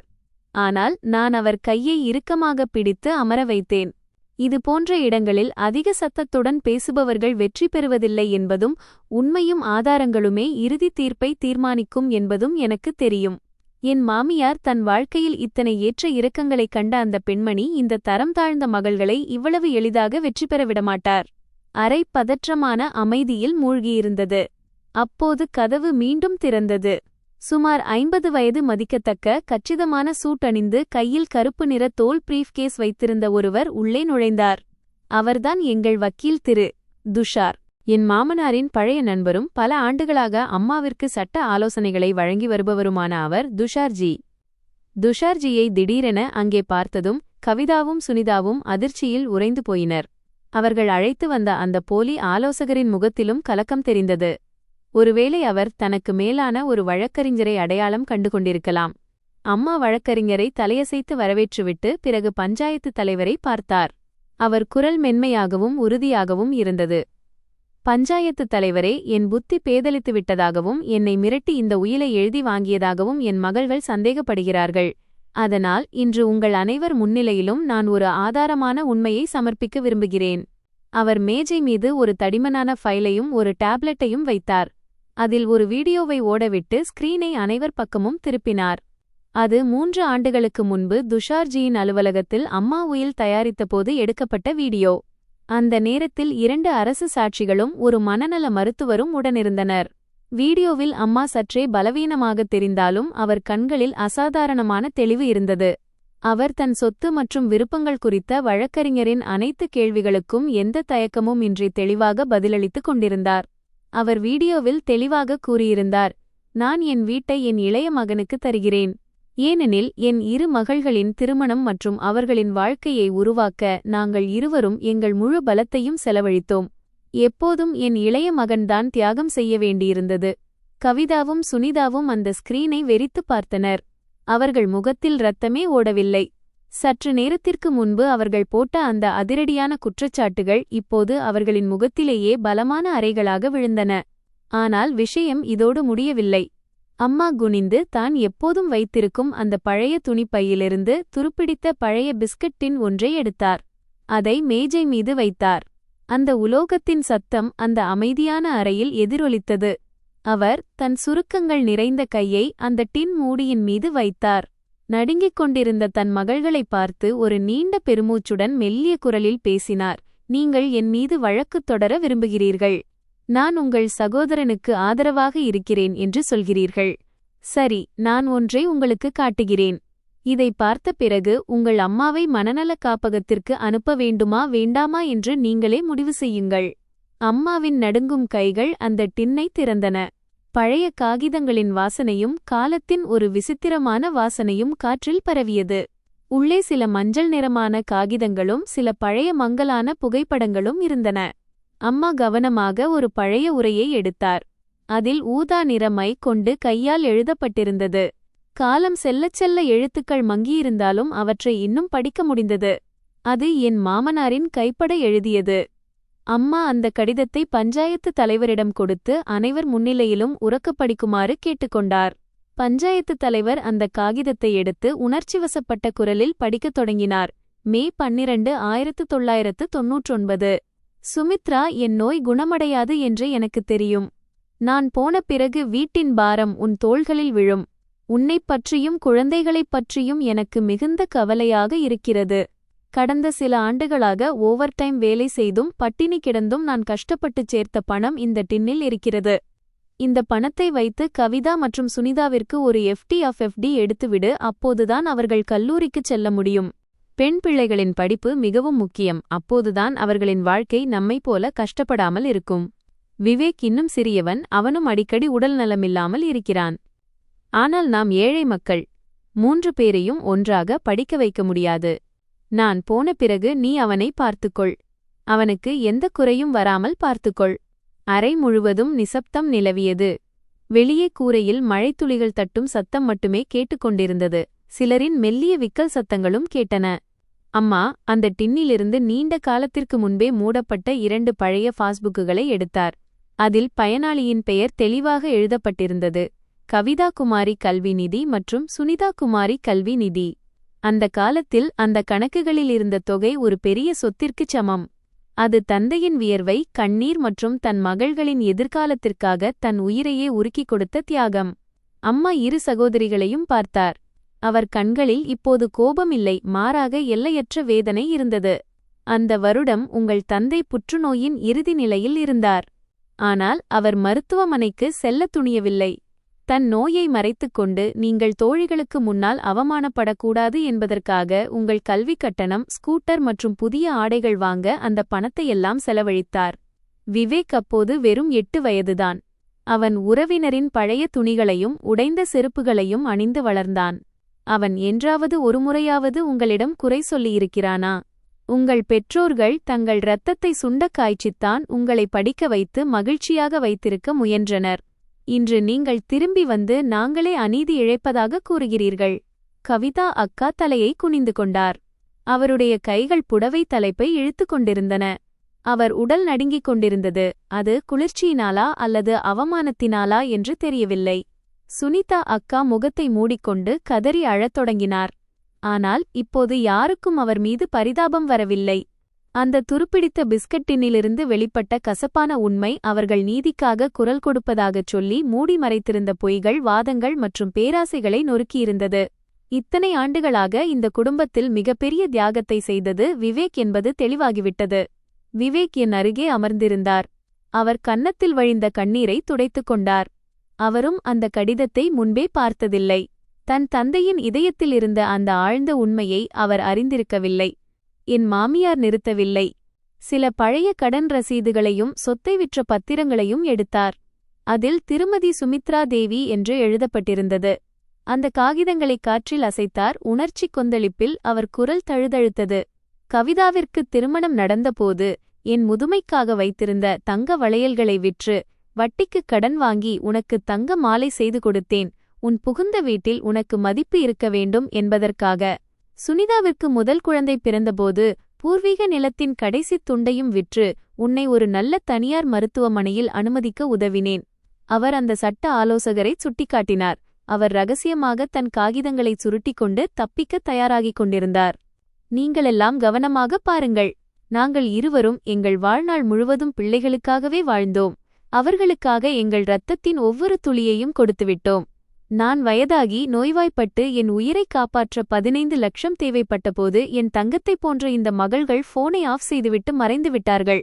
ஒரே ஒரு மகன். நீங்கள் அனைவரும் அவனுக்குத்தான் அதிக அன்பு கிடைப்பதாகச் சொல்கிறீர்களே, அவன் தன் வீட்டையே விற்றுவிட்டான். என் உயிரை காப்பாற்ற அவன் தன் எதிர்காலத்தையே தியாகம் செய்திருக்கிறான். அப்படியிருக்கும்போது இப்போது உங்களுக்கு என்ன தைரியம் வந்துவிட்டது இங்கே வந்து சொத்தில் பங்கு கேட்கவும் சமத்துவம் பற்றி பேசவும்? அம்மாவின் இந்த சொற்கள் கவிதா மற்றும் சுனிதா அக்காவின் முகத்தில் பலமான அறையாக விழுந்தன. இப்போது அவர்களுக்கு முகத்தை மறைத்துக்கொள்ளக்கூட இடமில்லை. பஞ்சாயத்து தலைவர் ஒரு பெருமூச்சு விட்டு வேதனையுடன் தலையை ஆட்டினார். அவர் கோப்பை மூடிவிட்டு உறுதியான குரலில் சொன்னார், விஷயம் முற்றிலும் தெளிவாகிவிட்டது. சுமித்ரா ஜியின் உயில் சட்டப்படி செல்லுபடியாகும். பிள்ளைகளாக நீங்கள் செய்ய வேண்டிய கடமைகளை செய்யவில்லை. மாறாக எந்த சமூகத்திலும் ஏற்றுக்கொள்ள முடியாத இத்தகைய கேவலமான செயல்களை செய்கிறீர்கள். இனிமேலும் ஏதாவது கலாட்டா செய்ய முயன்றால் சட்டப்படி கடுமையான நடவடிக்கை எடுக்கப்படும். வெளியே நின்றிருந்த கிராம மக்கள் கிசுகிசுக்கத் தொடங்கினர். அவர்களின் வெறுப்பு கலந்த பார்வையும் பேச்சும் தெளிவாக கேட்டன. நெஞ்சிலேயே பாம்பை வளர்த்திருக்கிறார்கள். இப்படிப்பட்ட பிள்ளைகளை விட பிள்ளையில்லாமல் இருப்பதே மேல். இவ்வளவு படிக்க வைத்தும் என்ன பயன்? பேராசை பிடித்தவர்கள் பெற்ற தாயையும் தம்பியையும் இப்படி நோண்டத் தொடங்கிவிட்டார்களே. கவிதா அக்கா இந்த அவமானத்தை தாங்க முடியாமல் சுனிதா அக்காவின் கையை பிடித்துக்கொண்டு கதவை நோக்கி ஓடினார். வரும்போது இருந்த அந்த அகங்காரம் இப்போது முழுமையாக மறைந்து போயிருந்தது. வெறும் அவமானமும் வெட்கமும் மட்டுமே எஞ்சியிருந்தது. அம்மா தன் மகள்களின் முதுகை பார்த்தார். அவர் முகத்தில் வெற்றியின் மகிழ்ச்சி இல்லை, மாறாக தன் உடலின் ஒரு பகுதி அருந்து விழுந்தது போன்ற ஒரு வெறுமையும் வலியும் மட்டுமே இருந்தது. அவர் மேஜையை ஊன்றி எழுந்து நிற்க முயன்றார். விவேக் சரியான நேரத்தில் தாங்கிப் பிடிக்கவில்லை என்றால் அவர் விழுந்திருப்பார். தன் மகனின் தோள் மீது தலை வைத்துக்கொண்டு அவர் கிசுகிசுத்தார். வீட்டிற்கு போவோம் மகனே. அம்மா இப்போது மிகவும் சோர்ந்து போயிருக்கிறேன். நம் வீட்டிற்கு போவோம். அந்த ஒரு வாக்கியத்தில் எவ்வளவு சோர்வு, எவ்வளவு சரணாகதி இருந்தது. முறிந்த உறவின் நிச்சயமான முடிவு அது. டாக்ஸி எங்களை எங்கள் அபார்ட்மெண்ட் வாசலில் இறக்கிவிட்டபோது மழை நின்றிருந்தது. மழைக்குப் பிந்தைய காற்று சுத்தமாக இருந்தது. ஆனால் அதில் குளிரின் ஜில்லிப்பு இருந்தது. அம்மா எங்களை அவர் அறை வரை அழைத்துச் செல்லச் சொன்னார். அவர் கட்டிலின் ஓரத்தில் அமர்ந்து எங்களை அருகே அழைத்தார். தன் பிளவுஸின் உள்ளே தைக்கப்பட்டிருந்த சிறிய துணி பையிலிருந்து கவனமாக ஒரு நீல நிற பாஸ்புக்கை எடுத்து என் கையில் வைத்தார். அவர் கண்களில் எனக்காக மிகுந்த அன்பும் நன்றியும் தெரிந்தது.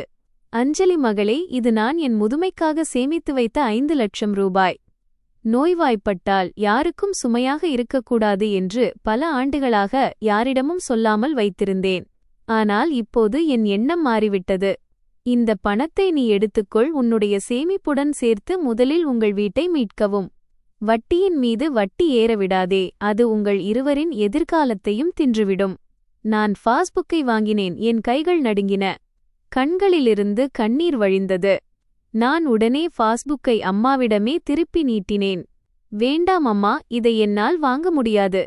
இது உங்கள் இக்கட்டான காலத்திற்கு உதவும். இதை உங்களிடமே வைத்துக் கொள்ளுங்கள். நாங்கள் இருவரும் இளைஞர்கள், கடினமாக உழைக்கிறோம். கடனை அடைத்து விடுவோம். விவேக்கும் முழங்காலிட்டு அம்மாவின் கையை பிடித்துக்கொண்டு தலையசைத்தான். ஆமாம் அம்மா, நீங்கள் பணத்தை கொடுத்து அது அக்காக்களுக்கு தெரிந்துவிட்டால் அவர்கள் மீண்டும் கலாட்டா செய்வார்கள்.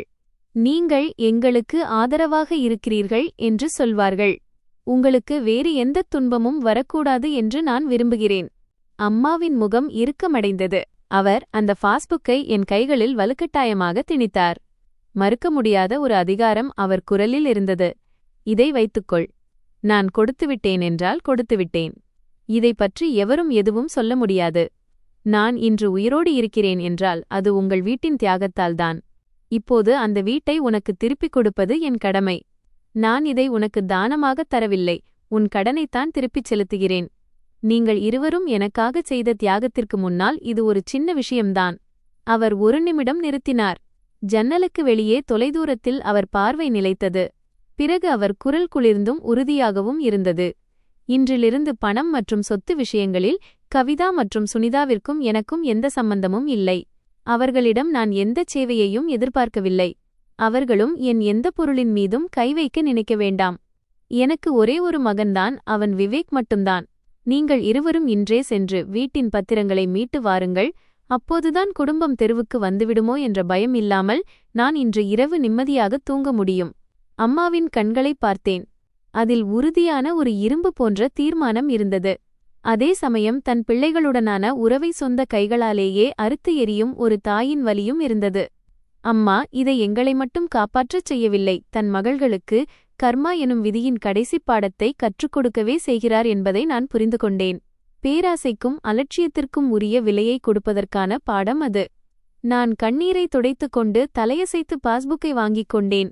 இந்த பணத்தைக் கொண்டு வீட்டை மீண்டும் கட்டி எழுப்புவேன் என்றும் அம்மாவின் இந்த உன்னத தியாகத்தை வீணாக்க மாட்டேன் என்றும் மனதிற்குள் சத்தியம் செய்தேன். அன்றே விவேக் என்னை அந்த ஃபைனான்ஸ் நிறுவனத்திற்கு அழைத்துச் சென்றார். நாங்கள் அசல் மற்றும் வட்டியுடன் முழுத் தொகையையும் செலுத்தினோம். வீட்டின் அசல் பத்திரங்கள் என் கையில் கிடைத்தபோது என் தோள்களில் இருந்த ஆயிரக்கணக்கான கிலோ எடையுள்ள பாரம் குறைந்தது போன்ற உணர்வு ஏற்பட்டது. எங்கள் புகுந்த வீட்டில் உயில் மற்றும் சொத்து பிரிவினை தொடர்பாக நடந்த கலாட்டா காட்டுத்தீ போல பரவியது. பேச்சுக்கள் மாறி மாறி இறுதியில் என் பிறந்த கிராமம் வரை சென்றடைந்தது. என் பெற்றோர் எளிமையான விவசாயிகள், நேர்மையாக வாழ்ந்தவர்கள், சண்டை மற்றும் வஞ்சனைகளைக் கண்டு அஞ்சுபவர்கள். தன் மகள் பணப்பிரச்சினையில் சிக்கியிருப்பதை அறிந்ததும் அவர்கள் மிகுந்த கவலை அடைந்தனர். அதே வார இறுதியில் பெற்றோர் எங்களை உடனடியாக கிராமத்திற்கு வருமாறு அழைத்தனர். போனில் என் அம்மாவின் குரல் நடுங்கியது. வானமே இடிந்து விழுவது போன்ற ஒரு பதற்றமும் கவலையும் அதில் இருந்தது. வீட்டிற்குள் நாங்கள் நுழைந்ததும் என் தந்தை வரவேற்பறையில் அமைதியாக ஹூக்கா குடித்துக் கொண்டிருப்பதை பார்த்தேன்.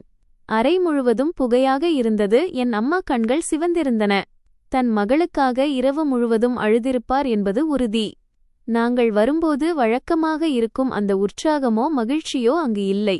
சூழல் மிகவும் பாரமாகவும் பதற்றமாகவும் இருந்தது. அம்மா என் கையை பிடித்து உட்கார வைத்தார். அவர் விவேக்கை பார்த்த அந்த பார்வையில் கோபமும் கருணையும் கலந்திருந்தது. பெருமூச்சு விட்டுச் சொன்னார், நீங்கள் தலையிலிருந்து கால் வரை கடனில் மூழ்கியிருப்பதாக ஊர் மக்கள் சொல்கிறார்கள். இப்போது விஷயம் பஞ்சாயத்து வரை சென்றுவிட்டது. இதெல்லாம் என்ன நடக்கிறது மகனே? நன்றாக போய்க் கொண்டிருந்த வாழ்க்கையில் இந்த சொத்து பிரச்சினை எங்கிருந்து வந்தது? இது எப்படி சகோதர சகோதரிகளை எதிரிகளாக்கியது?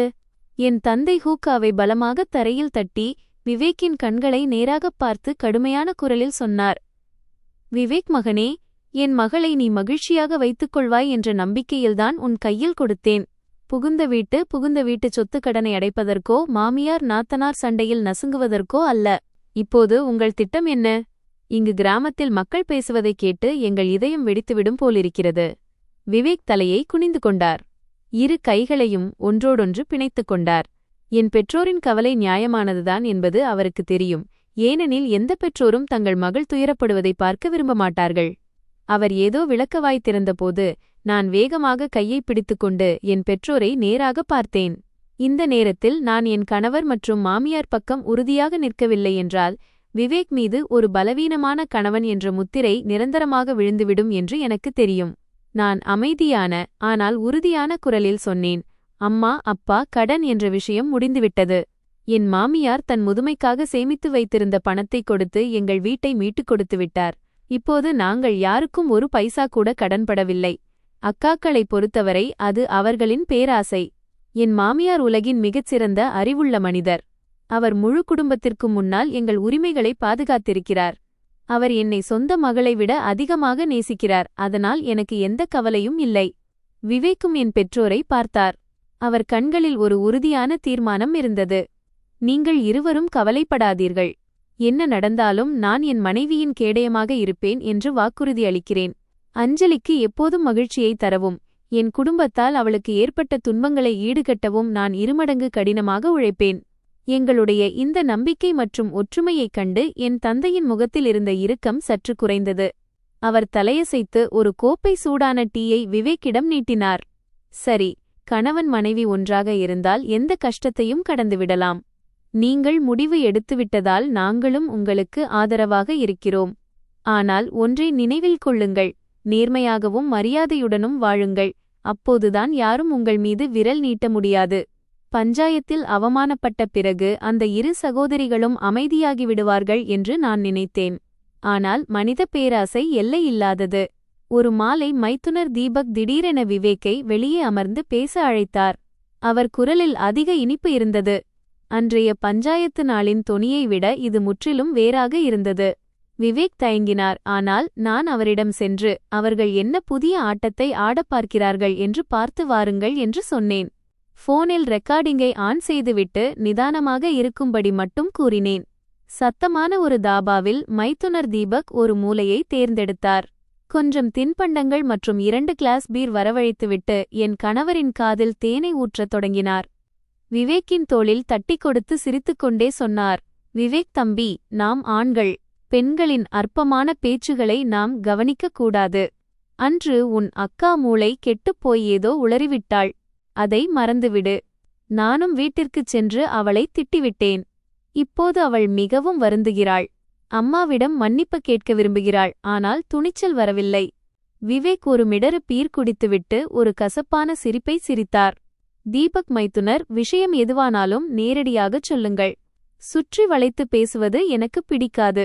விவேக் தன் வழுவழுப்பான பேச்சில் சிக்கவில்லை என்று புரிந்ததும் தீபக் குரலை தாழ்த்தி அவர் காதுக்கு அருகில் கிசுகிசுத்தார். நான் ஒரு முக்கியமான வேலைக்காகத்தான் உன்னை சந்தித்தேன்.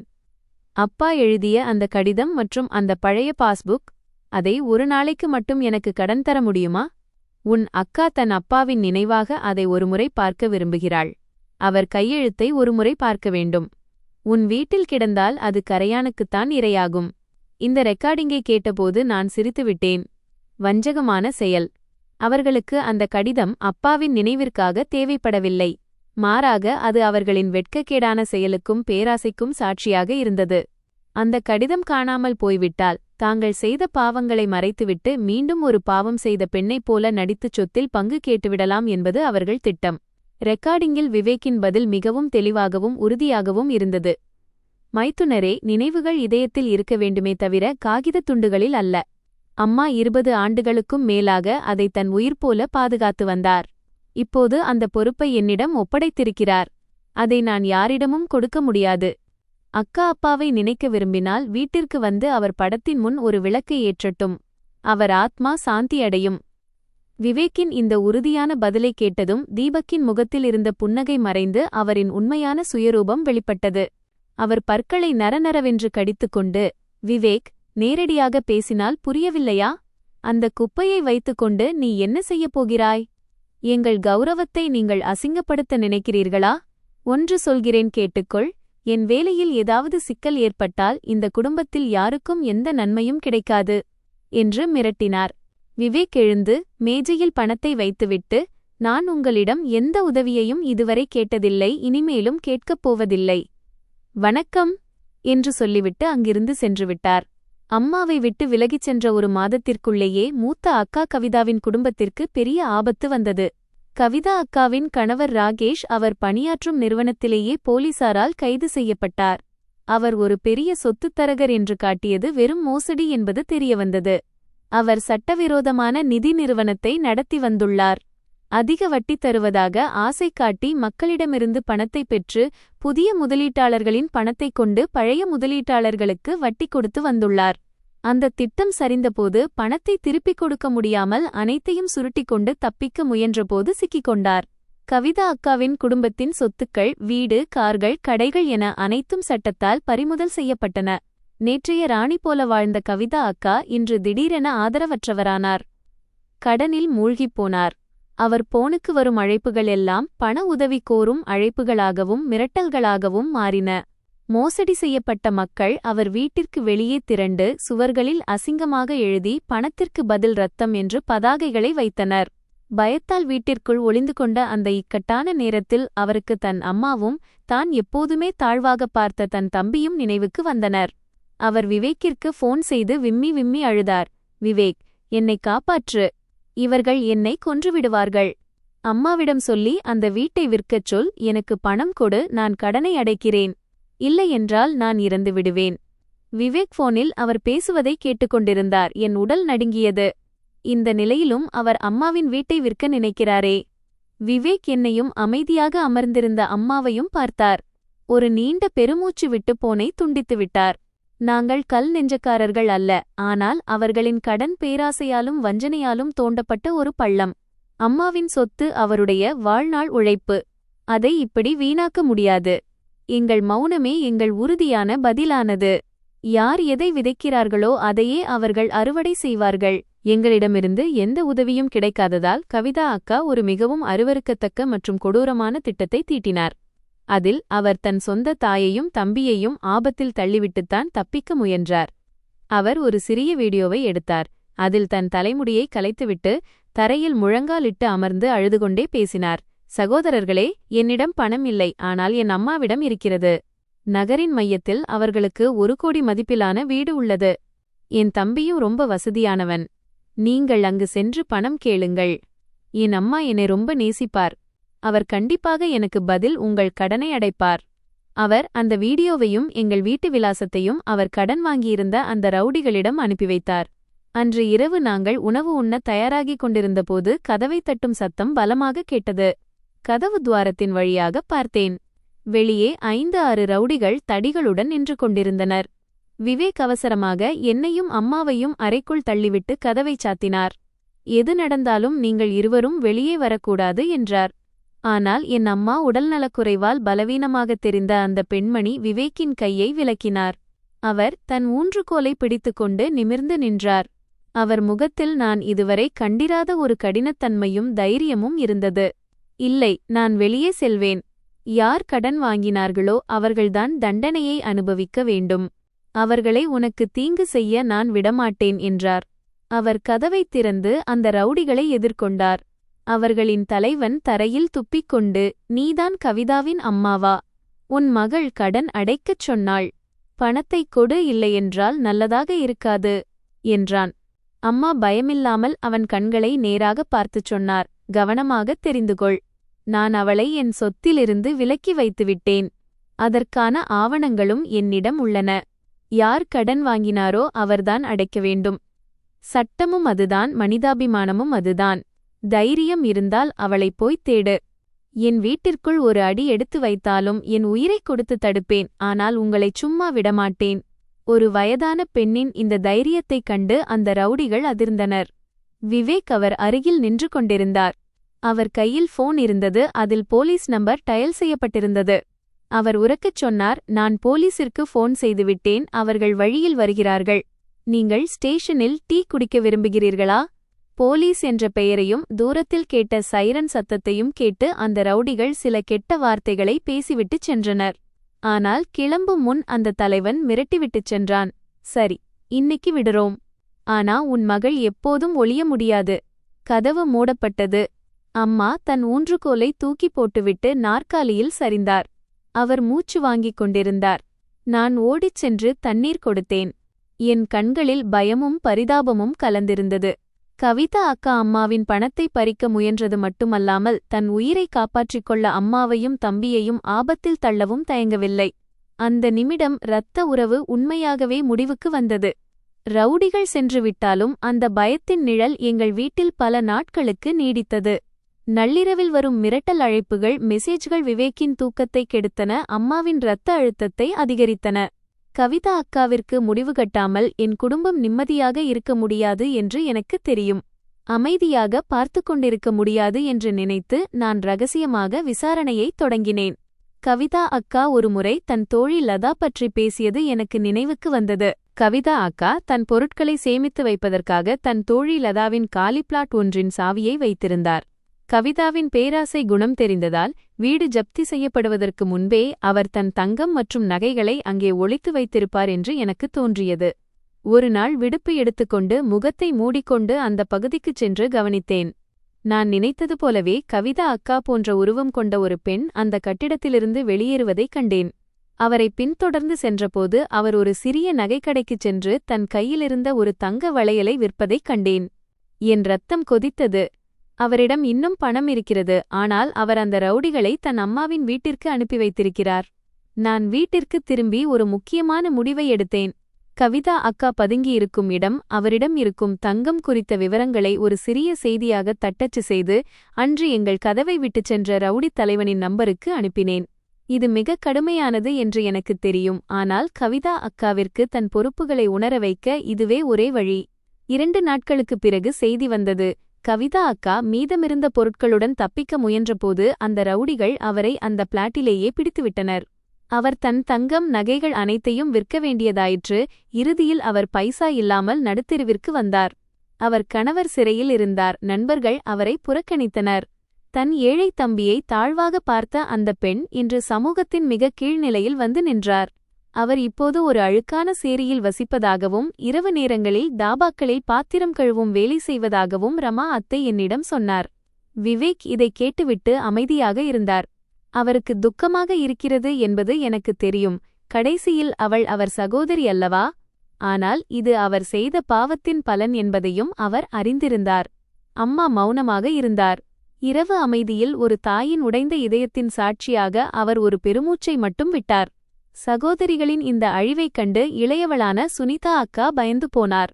அவர் சுபாவத்தால் பலவீனமானவர், எப்போதும் தன் அக்கா பின்னால் நடப்பவர். அவர் தன் அக்காவின் கதியைக் கண்டு திருந்த முடிவு செய்தார். தீபாவளிக்கு சில நாட்களுக்கு முன்பு ஒரு மாலை எங்கள் கதவு மணியடித்தது. முன்னால் சுனிதா அக்கா நின்று கொண்டிருந்தார். அவர் கையில் ஒரு சாதாரண இனிப்பு பெட்டி, ஒரு சிறிய விளக்கு இருந்தது. அவர் மிகவும் பயந்தும் தயங்கியும் காணப்பட்டார். அவர் உள்ளே வந்து சோபாவில் அமர்ந்திருந்த அம்மாவை பார்த்ததும் ஓடிச் சென்று அவர் காலடியில் விழுந்து கதறி அழத் தொடங்கினார். இந்த முறை அவர் அழுததில் எந்த பாவனையும் இல்லை. அம்மா, நான் தவறு செய்துவிட்டேன். என்னை மன்னித்து விடுங்கள். நான் ஒரு கெட்ட மகள் என்று அழுதார். தன் சட்டைப்பையிலிருந்து ஒரு கசங்கிய உரையை எடுத்தார். அதில் 1000 ரூபாய் இருந்தது. அது விவேக் மருத்துவமனையில் இருந்தபோது அவர் கொடுத்த அதே தொகை. அதை மேஜை மீது வைத்தார். அம்மா சிலையைப் போல அமர்ந்திருந்தார். அவர் சுனிதா அக்காவை எழுப்பினார். ஆனால் அந்த பணத்தை வாங்கவில்லை. எழுந்திரு. எனக்கு உன் பணம் தேவையில்லை. இதை எடுத்துச் சென்று உன் குழந்தைக்குத் துணி வாங்கு. உன்னை நான் மன்னித்துவிட்டேன். என் மனதிற்கு நிம்மதி கிடைக்கட்டும். நான் மேலே உன் தந்தையிடம் செல்லும்போது என் மனதில் எந்த பாரமும் இருக்கக்கூடாது என்பதற்காக இதைச் செய்கிறேன். சுனிதா அக்கா அழுதுகொண்டே, அம்மா, நான் அவ்வப்போது உங்களை பார்க்க வரலாமா என்று கேட்டார். அம்மா முகத்தை திருப்பிக் கொண்டு, இந்த வீட்டுக் கதவு எப்போதும் திறந்தேதான் இருக்கிறது என்றார். ஆனால் அன்பின் கதவை மீண்டும் திறப்பது மிகவும் கடினம். மகள் உடைந்த கிண்ணத்தை ஒட்ட வைத்துவிடலாம், ஆனால் அதில் விரிசல் எப்போதும் இருக்கும். அதை பார்க்கும்போதெல்லாம் வலிக்கும். இது கீறப்பட்ட ஒரு தெளிவான கோடு. அம்மா இன்னும் அம்மாவாகவே இருந்தார். ஆனால் அந்த பழைய நம்பிக்கையும் அன்பும் என்றென்றும் முடிவுக்கு வந்துவிட்டது. டிசம்பர் 30ஆம் தேதி மாலை நானும் விவேக்கும் வீட்டின் பத்திரங்களை எடுத்துக்கொண்டு வீடு திரும்பினோம். நாங்கள் எங்கள் கடனை அடைத்துவிட்டோம். முதலில் அந்த பத்திரங்களை பூஜை அறையில் வைத்து இறைவனுக்கு நன்றி சொன்னோம். அம்மா எங்களை பார்த்து புன்னகைத்தார். பல ஆண்டுகளுக்குப் பிறகு அவர் முகத்தில் அப்படி ஒரு அமைதியும் மகிழ்ச்சியும் இருந்தது. அவர், இன்று நான் உங்களுக்கு பிடித்தமான பாயசம் செய்கிறேன், புத்தாண்டு வரவேற்பிற்காக என்றார். அன்று இரவு உணவின் போது நான் மெதுவாக விவேக்கின் கையை பிடித்துக்கொண்டு அம்மாவை பார்த்தேன். அம்மா, உங்களுக்கு ஒரு நற்செய்தி சொல்ல வேண்டும் என்றேன். அனைவரும் என்னை பார்த்தனர். நான் புன்னகைத்தபடி என் வயிற்றின் மீது கை வைத்தேன். அம்மா, நீங்கள் பாட்டியாகப் போகிறீர்கள். நான் கர்ப்பமாக இருக்கிறேன். விவேக் மகிழ்ச்சியில் கத்தினார். என்னை வாரி எடுத்துச் சுற்றினார். அம்மா கண்களில் கண்ணீர் மல்க என் வயிற்றைத் தடவிக்கொண்டே, இறைவனுக்கு நன்றி. இப்போது எனக்கு வாழ்வதற்கு மற்றொரு காரணம் கிடைத்துவிட்டது. என் பேரப்பிள்ளையை பார்க்காமல் நான் எங்கும் செல்ல மாட்டேன் என்றார். இந்த புத்தாண்டு காலை தந்த நற்செய்தி நீண்ட இருண்ட புயலுக்குப் பிறகு வந்த ஒரு புதிய நம்பிக்கையாக இருந்தது. தீபாவளி அன்று எங்கள் குடும்ப பூஜையில் ஒரு நாற்காலி காலியாக இருந்தது. அது கவிதா அக்காவின் இடம். யாரும் அவர் பெயரைச் சொல்லவில்லை, ஆனால் அந்த வெறுமையை அனைவரும் உணர்ந்தனர். சுனிதா அக்கா காலையிலேயே வந்து சமையலறையில் அமைதியாக எனக்கு உதவி செய்து கொண்டிருந்தார். அவர் மிகவும் மாறியிருந்தார். அம்மா ஒரு இனிப்புத் துண்டை சுனிதா அக்கா தட்டில் வைத்தார், இன்னொன்றை என் தட்டில் வைத்தார். அவர் ஆழமான குரலில், சாப்பிடுங்கள் குழந்தைகளே, இது புத்தாண்டு. பழைய விஷயங்களை மறந்துவிடுங்கள் என்றார். விவேக் சுற்றிலும் பார்த்தார். ஒரு எளிய உண்மையை அவர் புரிந்து கொண்டார். குடும்பம் என்பது எண்ணிக்கையில் இல்லை, இதயங்களின் இணைப்பில் இருக்கிறது.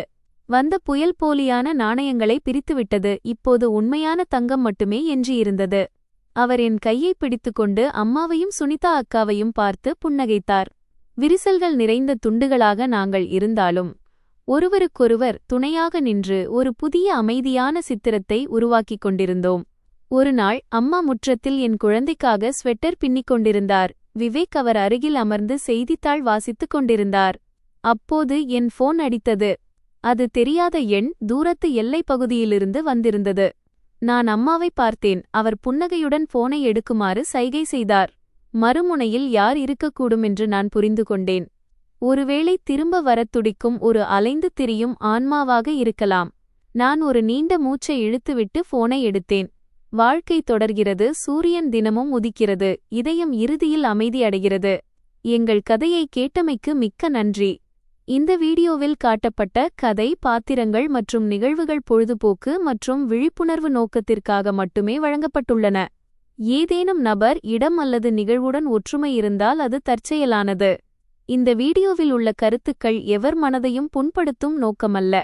தயவுசெய்து இந்த உள்ளடக்கத்தை பொழுதுபோக்காக மட்டும் பாருங்கள். நன்றி. अगर आपको हमारी स्टोरी पसंद आई तो लाइक शेयर सब्सक्राइब करना भूलें, क्योंकि ऐसी स्टोरी सिर्फ और सिर्फ हमारे चैनल पर आपको सुनने को मिलेगी। और आपको स्टोरियाँ सुनना पसंद है तो लाइक शेयर सब्सक्राइब कर दो और अपने दोस्तों के साथ शेयर कर दो हमारी चैनल।